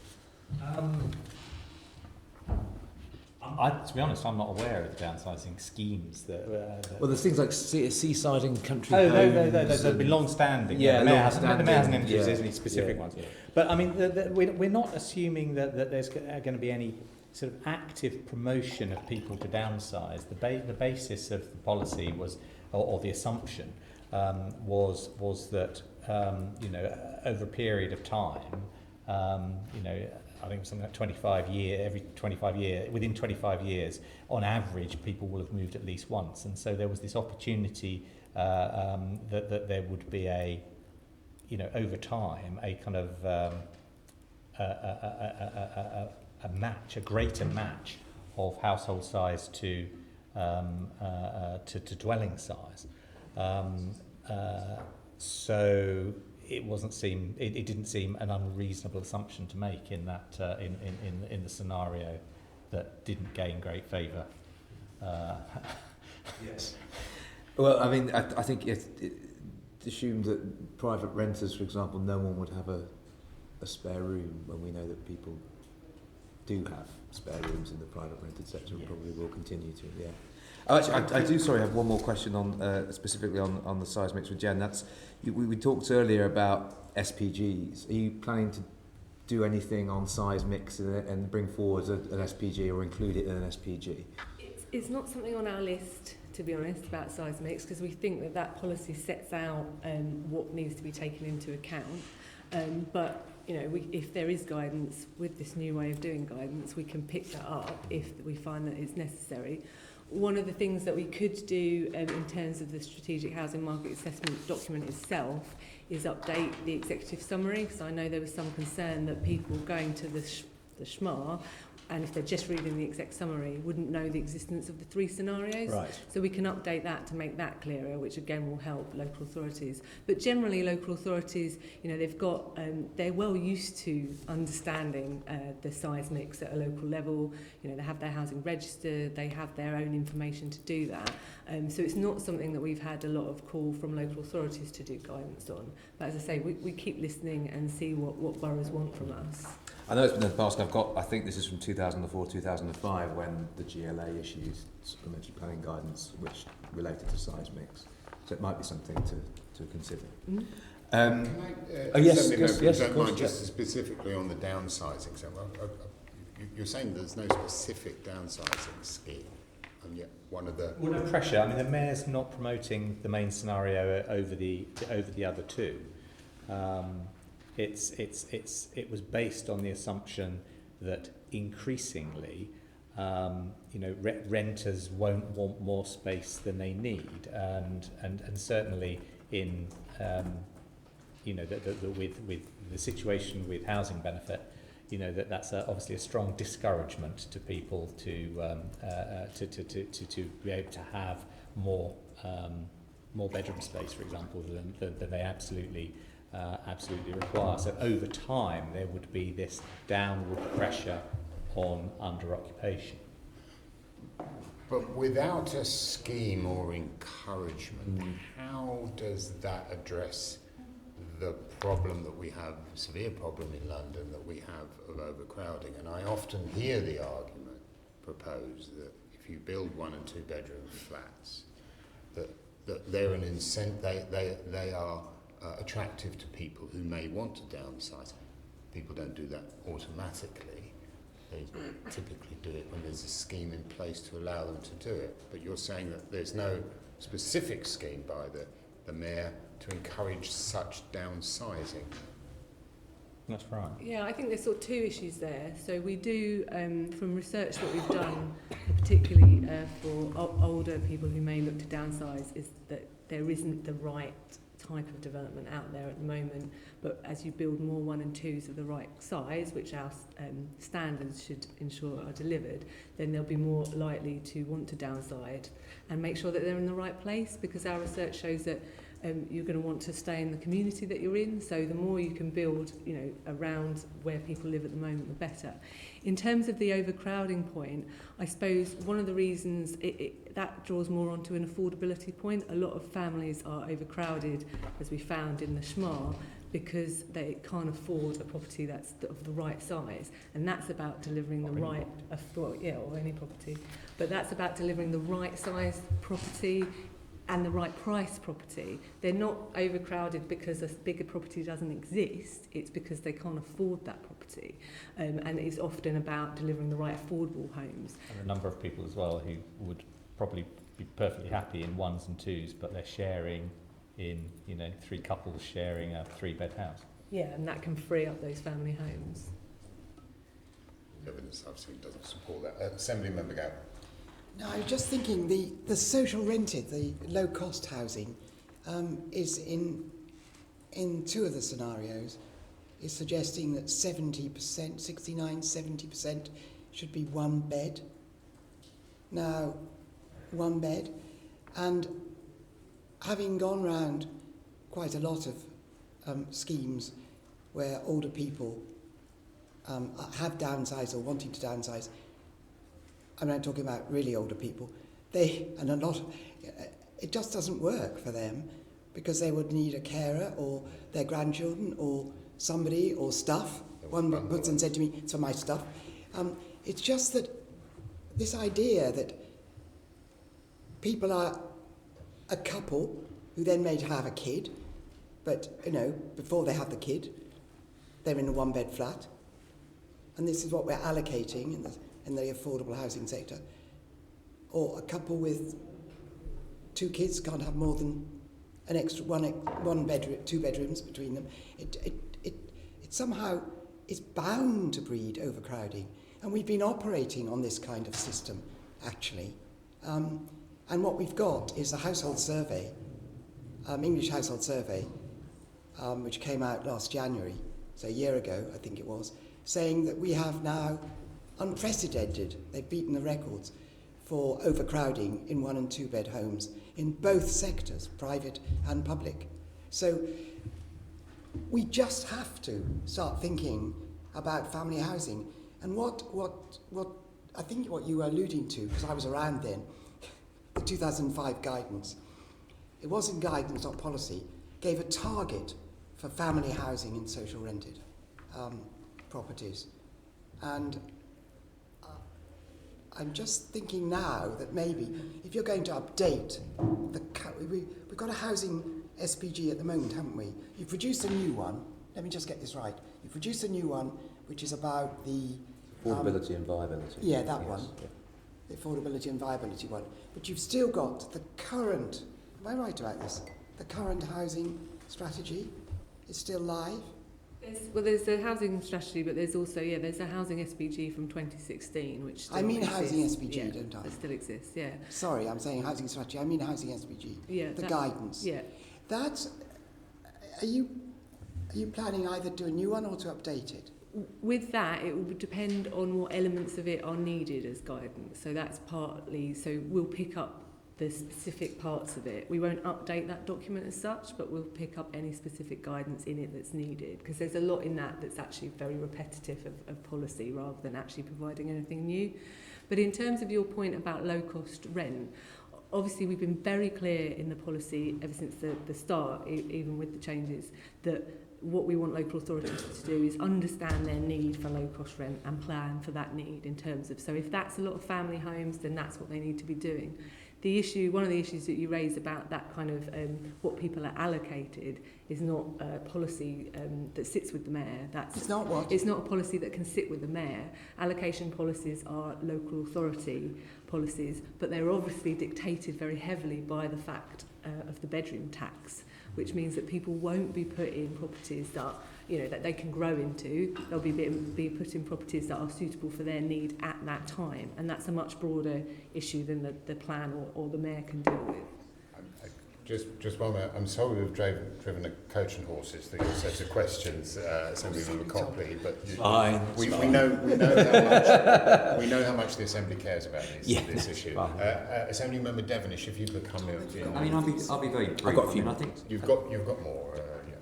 I think the issue fundamentally is, forget the rest of the London plan and many good things that you're doing, Jules. I don't think you've answered the two questions that cross-party we all want you to point to how you're going to make it better, rather than try and basically hand it over to somebody else, be it a borough or be it the market. So on the one hand, older living and various other brands are meant to be coming up where it may work for certain very high net worth individuals, but I'm not seeing much evidence that really people are, mainly older people with money, are staying in their house, as my own mother's doing until this weekend, completely underutilising an asset on the one hand, whilst the rest of the population are living in more likely overcrowded conditions with more one-bedroom flats being built in London. And could you point to one policy line that you're going to either do something to improve one of those two fundamental issues? But the plan does encourage local authorities to set larger bedroom mixes, larger bedroom properties in the affordable sector. What it doesn't, what it didn't do previously was encourage it in the market sector, because they would be too expensive. The 3-bed ones would be simply too expensive to buy. It doesn't actually solve the need that we need to address. You're not encouraging people to go into smaller properties when they are effectively in their latter years at all. There's no real drive to do anything in this plan on this issue. You're basically saying what will be will be. We'll be sitting here in 4 years' time and things will be worse. There are trends that are not created by the mayor, such as the bedroom tax, for example, and that pushes what we felt that would push behaviour in a certain direction, and the plan responds to that. But in terms of older people, no, the mayor hasn't got a policy of encouraging people per se, but the plan does expect suitable housing for older people to be brought forward, and there are policies in the plan that encourages that. And it's probably just worth saying in terms of the standards policies, there's all the accessible housing standards policies. So what we're trying to do is make sure that all homes that come forward are suitable for, you know, a range of people. And just picking up on the point about kind of under occupation, in all three of the scenarios, under occupation in the owner occupied sector is assumed as trend. So we're not assuming that everyone who owns a property is suddenly going to move out and get a smaller one. But what we're saying is that if you build the right type of properties, that may happen naturally. I'm going to hand it back to Assembly Member Copley if I can. That doesn't mean I'm not going to come in. No, that's fine. Well, I'll just go through the remaining questions. I mean, in terms of downsizing, I mean, you've actually, I think, probably answered this question, Jen, about, because the plan talks about identifying suitable locations for smaller homes that are attractive for Londoners to downsize to. You said basically this the kind of thing is in their local area, essentially. Is that the key to getting people to downsize? Definitely, and being near amenities, so town centre or close to town centres and things like that. Yeah. So sort of infill development on a council estate that can encourage then older people under occupied to move out but stay in the same location. Okay. What has been the uptake of the Care and Support Specialised Housing Fund? Does anyone have the answer to that? I don't, I'm afraid. We'd have to find out. Okay. We can write to you on that. That would be fine, thank you. Will the Mayor set targets for accessible housing, particularly for older and or disabled Londoners and those with children? So in terms of accessible homes, all of the homes that are built, new build homes built in London should meet, and this is where I get my things confused, M42, which is generally accessible, and 10% of homes should meet M43, which is wheelchair accessible. So essentially what we're saying is all homes that new build homes that are built are accessible for those groups. Thank you. And just in broad terms, what is the Mayor going to be doing to encourage the development of more 3+ bedroom homes?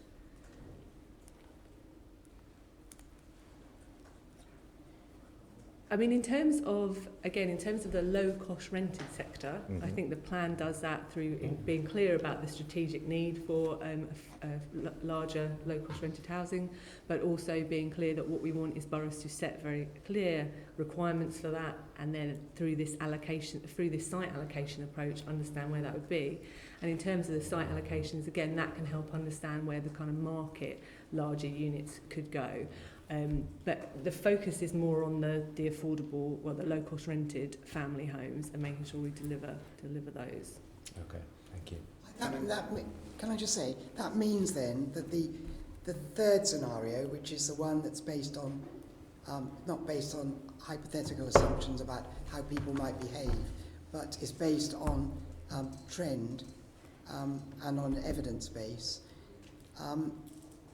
that scenario is the one that gives a lower proportion of one bed, dropping it from 69, 70 plus to 44, I think. 44, 44%, and that's one bed and studio flats in the social rented sector.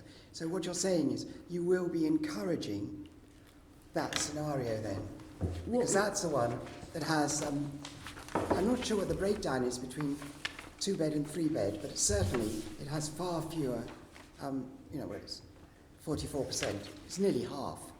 What we're saying in the policy is what we're encouraging boroughs to do is understand their housing waiting list, or their housing register, and therefore their need in their local area and plan for that need. And the waiting list, but then we know that families on the waiting list have to wait a whole lot longer, don't they? Because there just aren't enough family homes in the affordable sector. This would make sure that they help build. The plan encourages them to dictate. Yeah. That what the units the affordable units in a development should be 3-bed. I'll leave it at that. You mentioned it. You said something on the lines of, it's not the mayor's responsibility on allocations. Absolutely accept that. However, should the mayor be paying regard to the stock, the housing stock in London, and what that looks like? But I don't understand why what I just said and the fact that encouraging boroughs to decide what they need locally and impose that on developers. There's a big argument there about development follows the money, and the mayor hasn't allocated any money to family housing. But that's an argument for your other hat, which will soon be passed on. But he hasn't allocated any money to encouraging family housing, and he expects the boroughs just to unilaterally say, yes, we want more family housing. Always follow the money, and that's not the case. So what I'm interested in is that we're embarking with the London Plan on a process of building the most inflexible form of homes, which is the one-bedroom flat or even the two-bedroom flat. With a large family home, over the period of years, it might be a family home, it might be an HMO, it might be subdivided in many ways, and then go back to being a family home. Over a period of many decades, that's the most flexible form of housing that you can have. But by encouraging the development of one and two bedroom flats based upon a schma that's going to look totally different in a few years' time, we're actually building inflexibility into the system as a whole. Well, doesn't the mayor recognise that the demands of the moment are not necessarily the demands of the future? And how do you build that into the plan when thinking about the overall stock in London? So you're That's talking a long about, question. So you're talking about the market side, as you're suggesting about subsidising the market side so that they can. The mayor doesn't even subsidise the affordable side in terms of family housing insufficiently. There isn't a premium. There isn't a premium for size, but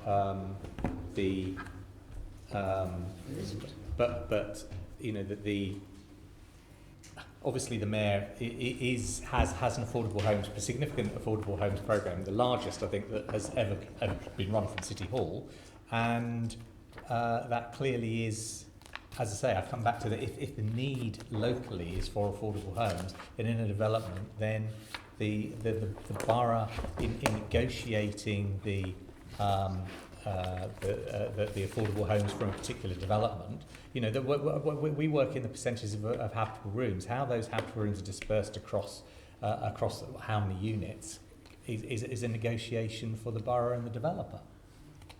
And also I'd point to 4.10.4 of the plan, where we explicitly set out about how, yes, one-bedroom units can play a role in meeting housing need, but point out your point about that they are the least flexible type of unit, and therefore all schemes should provide a range of unit types, of unit sizes, and that's in the policy as well. And then just in terms of the affordable housing point, one of the things around the threshold approach to affordable housing is that 35% threshold is based on habitable rooms to ensure that there isn't an incentive to do a lot of affordable one beds just to get through the threshold. So we have thought about that to make sure that the incentive, there is no disincentive to do larger units. Okay. I just see, combined with the mayor abandoning family size targets and pushing the responsibility for addressing overcrowding down to the boroughs, and then adopting the evidence of the schma to develop the most inflexible form of housing, which is in direct contradiction to what the boroughs have been telling us about what their requirements are. It just seems as though the plan is ignoring one of the biggest social problems we actually have in London, which is overcrowding. 360,000 children being brought up in overcrowded conditions, and all the implications that has for their futures, and yet it doesn't seem to be an imperative within this plan. I don't think that's true, Chair. I'm sorry. I think I've repeated a number of times that I don't think that saying that the boroughs can decide is shuffling off the responsibility of the boroughs. It's quite the opposite. It's saying, boroughs, what do you need? This plan says you can impose that. And if the requirement is, in affordable housing, is for 3-bed homes, then in a negotiation with a developer over a site, then the requirement can be for predominantly 3-bed homes in the social requirement on that site. What it doesn't do is encourage boroughs to say, oh, well, you can only build 3-bedroom market homes, which, well, they will cost a fortune. They won't sell other than to very wealthy individuals or to landlords who will rent them out to multiple, well, they'll become HMOs. Well, they can be HMOs over 100 years. Who knows what happens to a house?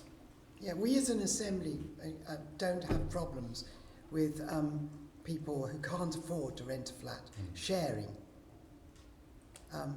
But an element of that Rent a already does one-bed happen, the 3-bed ones that do. So, I mean, it's a case of a balance, isn't it? Because there are a number of... Because in any development, there is also 3-bed units, 3-bed market units in any development.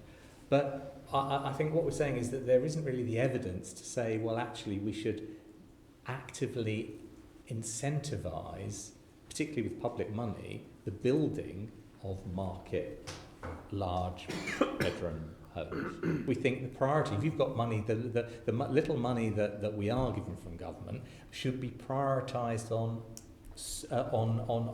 genuinely affordable homes and the building of socially low cost rented homes. We'll argue in some other forum whether or not the record amount of allocation could be described as little. But Assembly Member Devonish. In the context of what's needed, Chair, it is little. We need about 7 times the rate of affordable housing grant if we're going to address the need in London. I won't dwell on this point for much longer, but I have to say, when you've got a cross-party consensus that, the Mayor of London hasn't got that many responsibilities, it's housing, police and transport, and to almost abrogate responsibility and say, well, if a borough goes and does lots of family housing, that's great, but that's up to them, and if the others don't, well, that's almost their tough luck. I know you're not putting it quite that rudely, but it does feel that, if we're sitting here in 4 years, well, there you go, in 4 years' time, and a handful of boroughs have actually addressed family housing, and the vast majority have just said, well, we'll build 1-bedroom flats and capital will go to the PRS sector, etc., and, it's for somebody else to sort out. The whole idea of being the mayor is to actually grasp the big challenges of London. And this is one of the big challenges of London that, when you get Andrew Boff and Nicky Gavron and me agreeing, and the gentleman over there almost, although Tom better be quiet, I guess, because he's almost he's a loyalist to Sadiq. But, it is a real consensus here. Right. Now, I'm sorry, Chair. All I can do is read you the London plan. Boroughs should provide guidance on the size of units required, brackets, by numbers of bedrooms, to ensure affordable housing meets identified needs. This guidance should take account of evidence of local housing needs, including the local housing register and the numbers and types of overcrowded and under-occupying homes. And it goes on with other criteria that boroughs should take into account. It says this guidance should take account of. It says boroughs should provide guidance on this is the mayor requiring boroughs to do things. This cannot and should not be characterised as the mayor is just leaving boroughs to do whatever they want, and in a few years' time we'll see how it turned out. I think that's really quite specific. And yet the Schma indicates that there should be a certain numbers of properties that should be built, a certain size mix that should be built. So, Anyway, I often wish that I could be a fly on the wall on those planning committees in the 60s. Made dreadful mistakes to find out what it is that they did wrong. Anyway, let's move on to the next set of questions, which is from Navid Shah. Yeah, that's on industrial land. I have a number of questions. Couple are on the demand-related issues. Due to future demand, you have accepted recommendation that industrial land should be provided and not just maintained. So given this situation, how will you achieve this? And does this impact on your plans to release industrial land in coming 10 years? Is it? You're looking to Rob, but I'm happy to kick it off. But Rob, you just get straight in there. I'm looking across, Jules. You can take it. Yeah, I mean, I think this I know this plan goes far further than any other previous plan in its protection and promotion of the importance of industrial land. I think when you look at the rate of loss, 3 times the rate of expected loss from the previous plan. In central London, it's run at 7 times the expected loss of the previous plan. Actually, I think the industry and planners are only now really beginning to understand that it's almost that you can get to a formula. We're not far enough in advance to know what that formula is, but for every home you build, you actually have to create a certain amount of industrial floor space, even if it's only for the just-in-time deliveries from supermarkets and Amazon, the way we purchase online now. And so it's gone way beyond the, you need some employment space near homes, to a much broader need and requirement for B8 usage as well as other uses. So there's a lot in there from maintaining capacity in SIL, expanding capacity in a number of boroughs, and only accepting a reduction in capacity in 2 or 3 boroughs, mainly in East London, and that's balanced by a similar number of boroughs that are actually provide boroughs that will be expected to increase their amount of strategic industrial land. And there are a number of tools, a number of policies in the plan to address that. And then in the industrial land primer that we've produced, it's kind of a toolkit to be able to show how these policies can be implemented, whether it's because what we're always I'm keen to say, is that this isn't about preserving current industrial usage in Aspic, and I'm keen to counter the idea that there is all this kind of underutilised industrial land that's going to waste and we should just start building homes on it. There's plenty of industrial land that is underused that has long since been given away, has been designated for housing, which someone might not have necessarily built out yet, but that is different from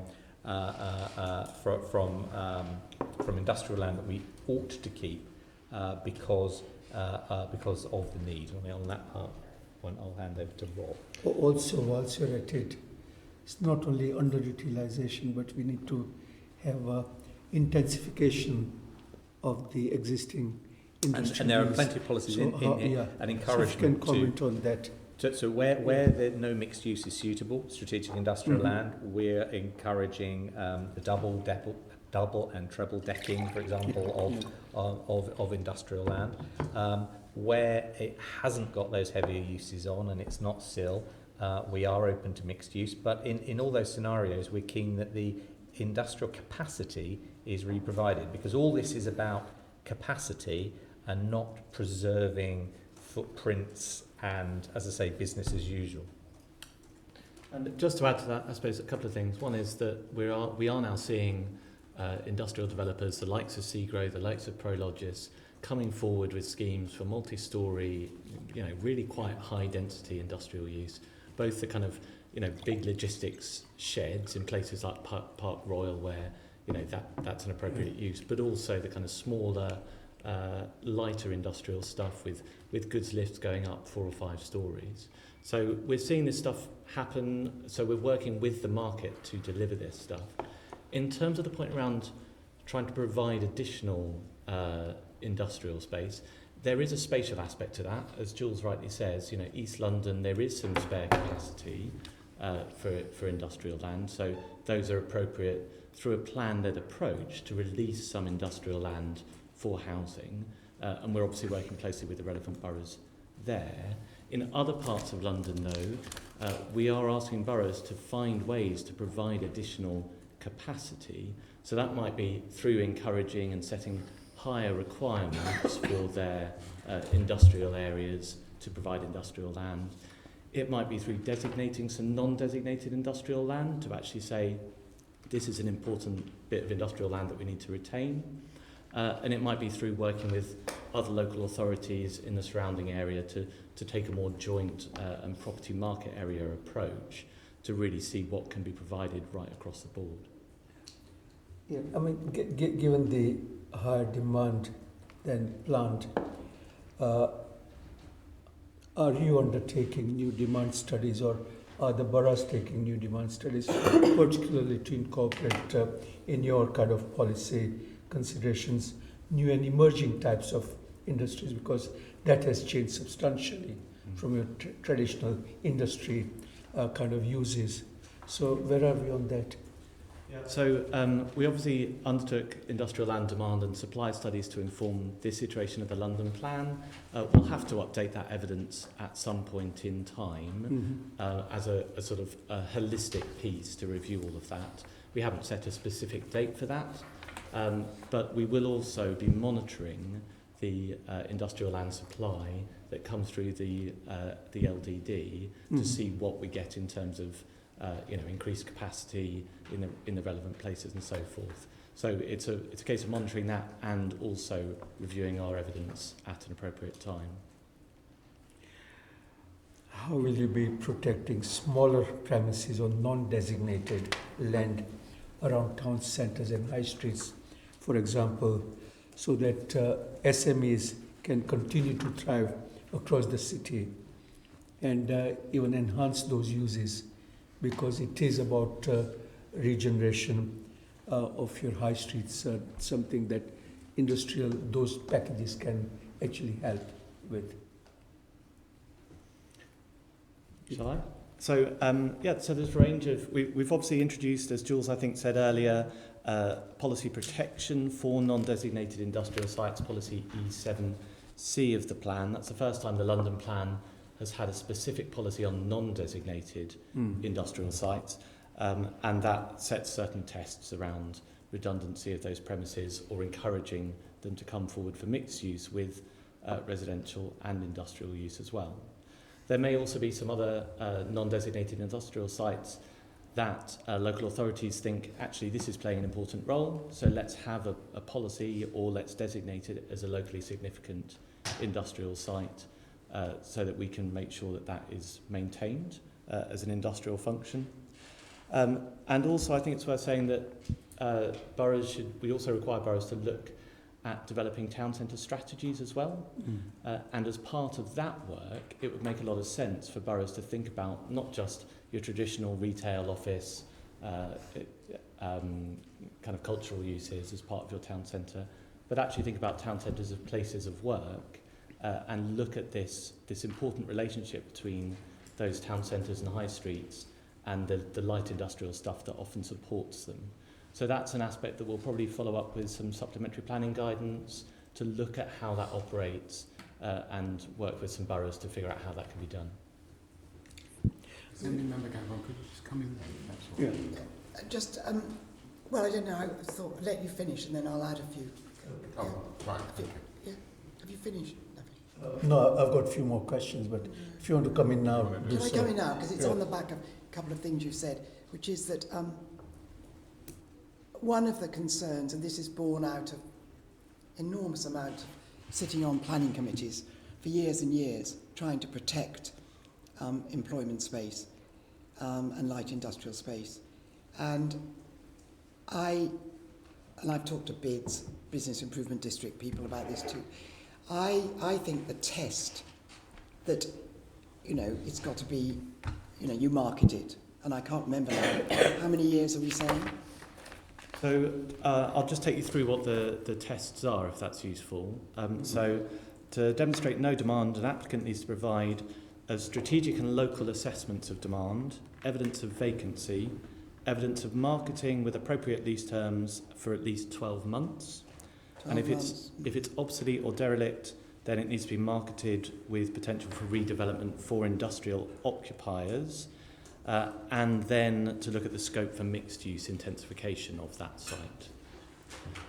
It's the marketing bit, because in fact I just a year is nothing really, and if you know that your asset is going to change class, or you're going to get more money from what you're about to do, you don't really have any incentive to really market, and it's a big issue. It's like pubs.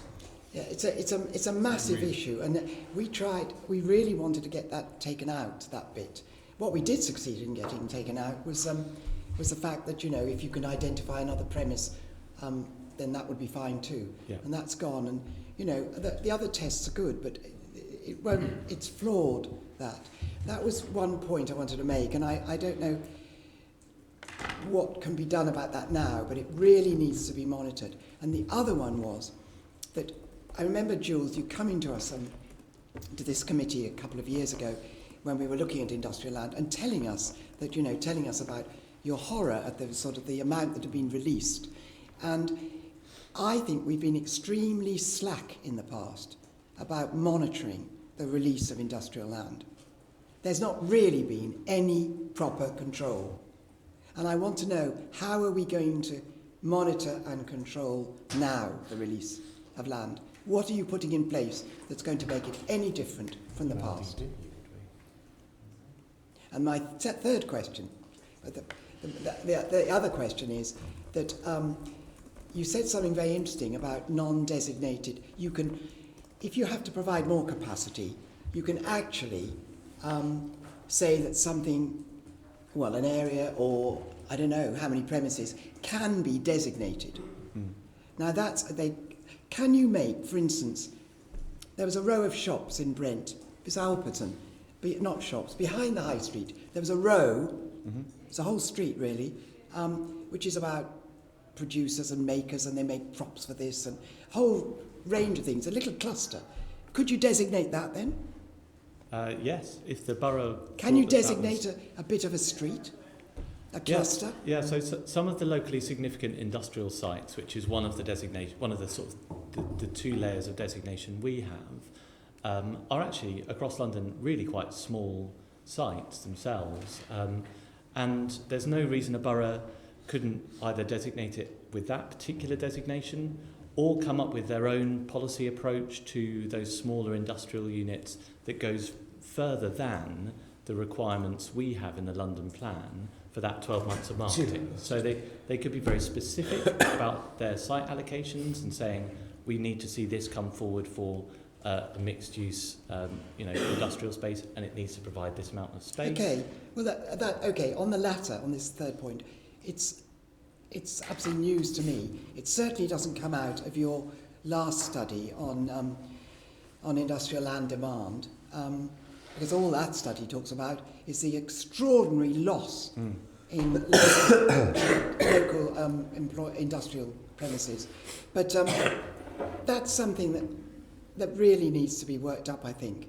And there's a town centre policy, there isn't a high street policy, but we've really got to be thinking about that. And if you're producing some kind of guidance, and I think boroughs need to know that if they've got to provide more capacity, that's one way to provide more capacity and help their high streets and their town centres. Now, to go back to the control and monitoring, how are we going to do it? So through, obviously, our local plan conformity process, we can make sure that we're keeping a watching brief on what boroughs are doing in terms of their local plans, and that would be picking up where they are allocating more space, providing that industrial space where necessary. If we're talking specifically about non-designated industrial space, then we've got the London Development Database, which you'll know we're kind of updating and improving, and that will help us understand, what's being lost.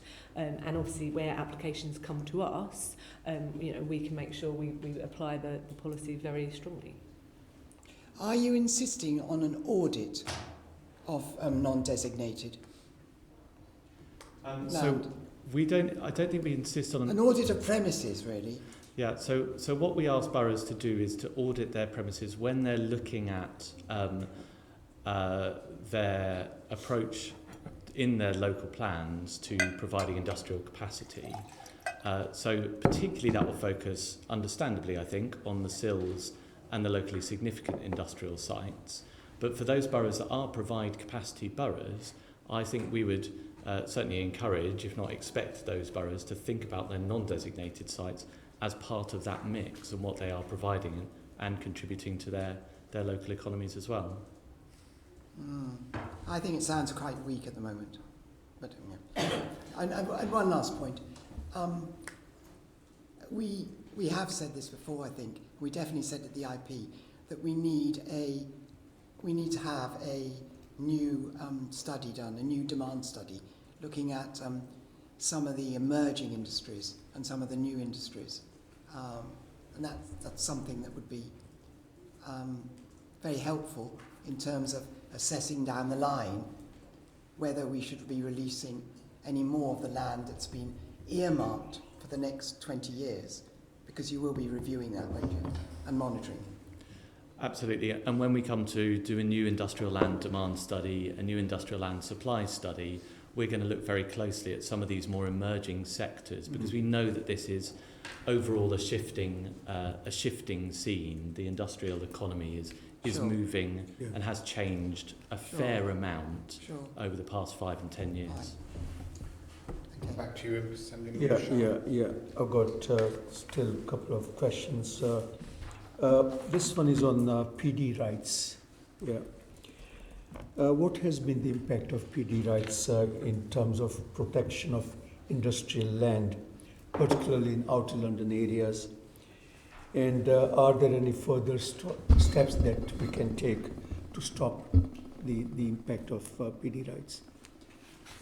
Yeah, so I don't have the figures to hand in terms of the impact of permitted development on industrial premises as such. We know obviously that it's had a very significant impact on offices. My understanding is that the impact on industrial premises has not been anything like as significant, but there have been some examples of where the permitted development to convert offices to residential has happened within designated industrial areas. So that obviously then stagnates the function of those industrial areas if suddenly you've got a residential block of flats or whatever it is that's been built right in the middle of an industrial estate.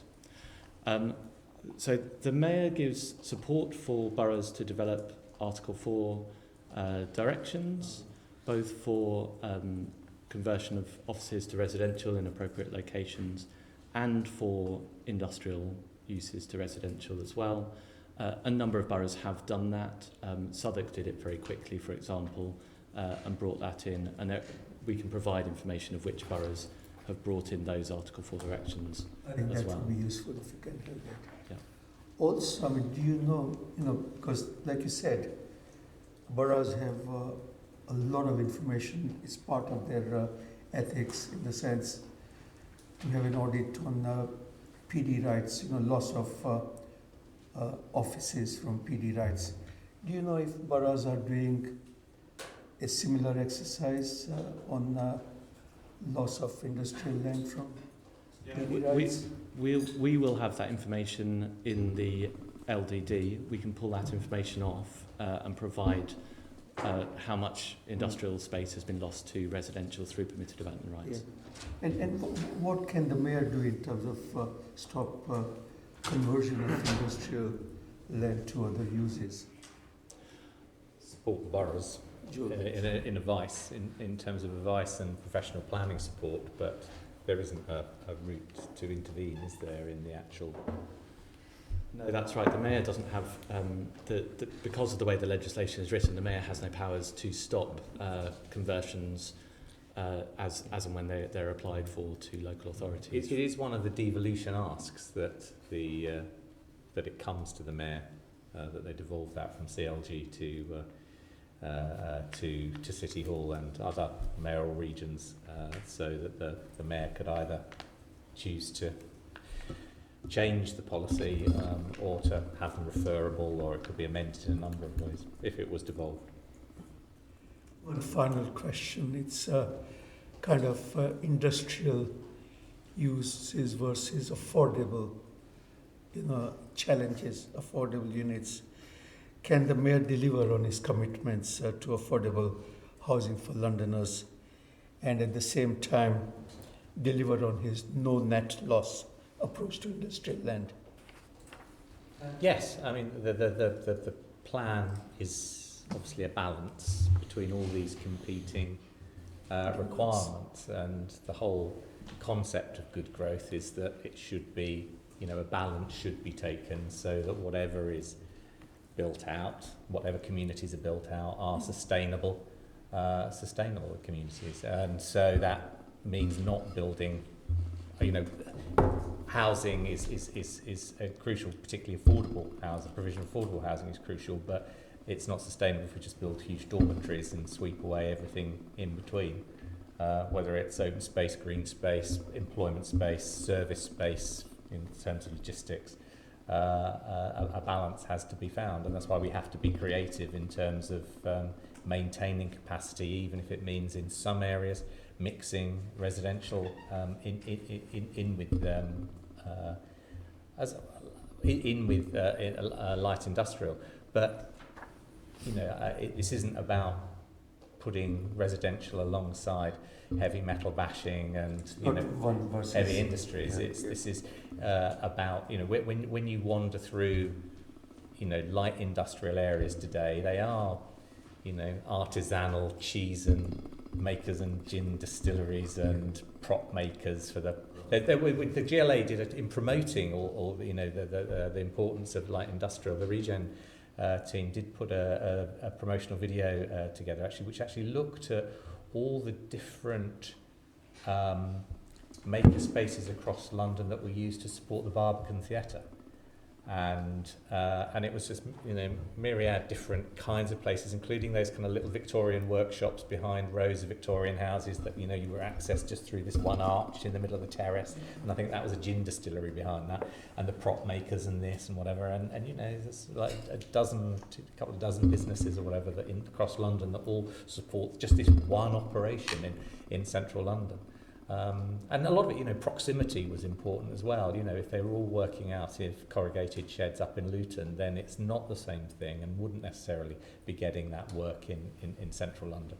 So this proximity issue is huge, because saying that, this industrial land, it could all just go outside of London and all this land could be swapped over to housing. Obviously, there's the usual, the traditional objections to that about employment, which is right, but there's also sustainability in terms of congestion and the pollution in travelling, bringing everything down the A1 and the M1.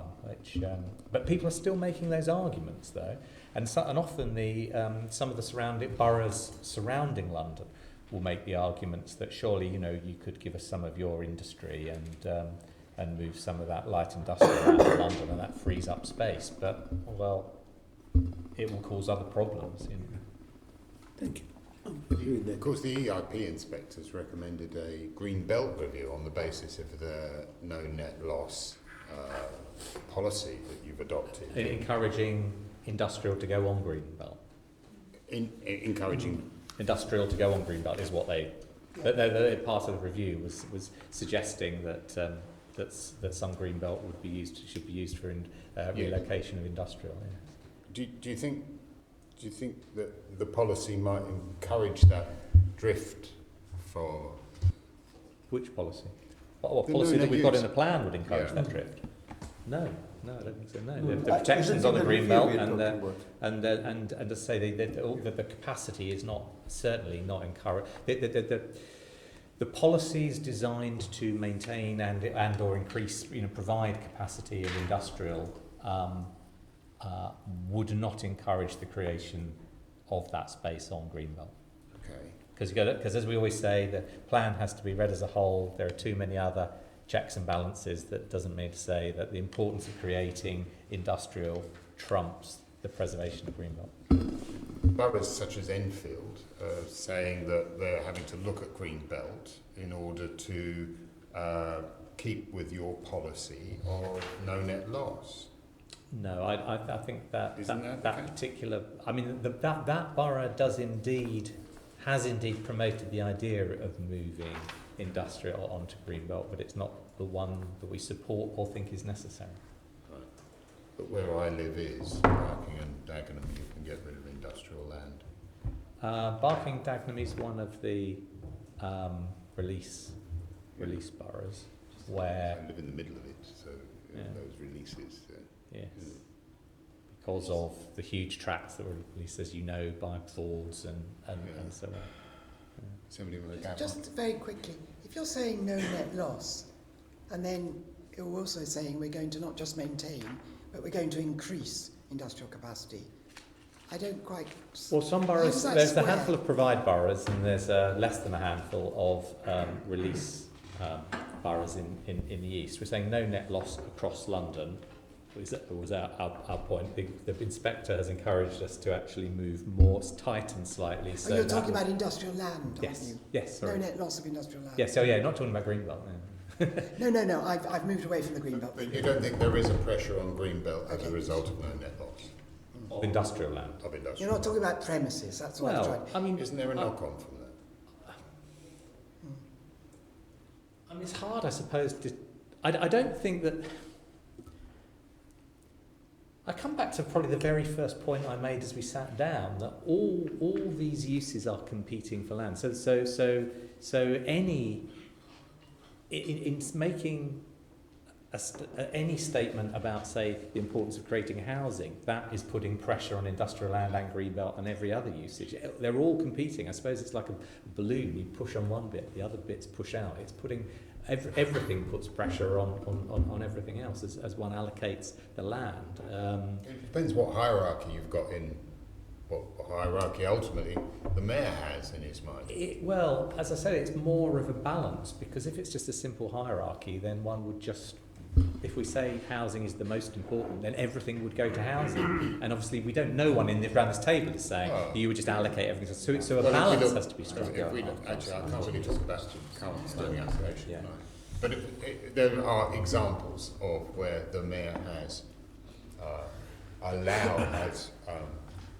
overridden local boroughs' height of buildings policy in order to put more affordable housing on top of an already tall building. So those are the kind of decisions that the mayor would take.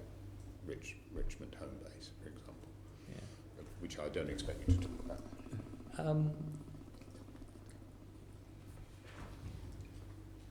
Carry on, sorry. Well, I say a balance has to be taken, and a balance is struck on an example of additional affordable housing. You know that the public benefit is seen to outweigh the departure from the local policy. Thank you. We've got 5 minutes left, I think. Unless I think of something else to say. Assembly Member Copley. Thank you. I'll try and get through this in less than 5 minutes. So moving on to gypsy and traveller sites. How long does you or does the Mayor envisage the London-wide review of accommodation assessment for gypsies and travellers taking? Shall I come in on this one? We're scoping it at the moment, very early stages of that.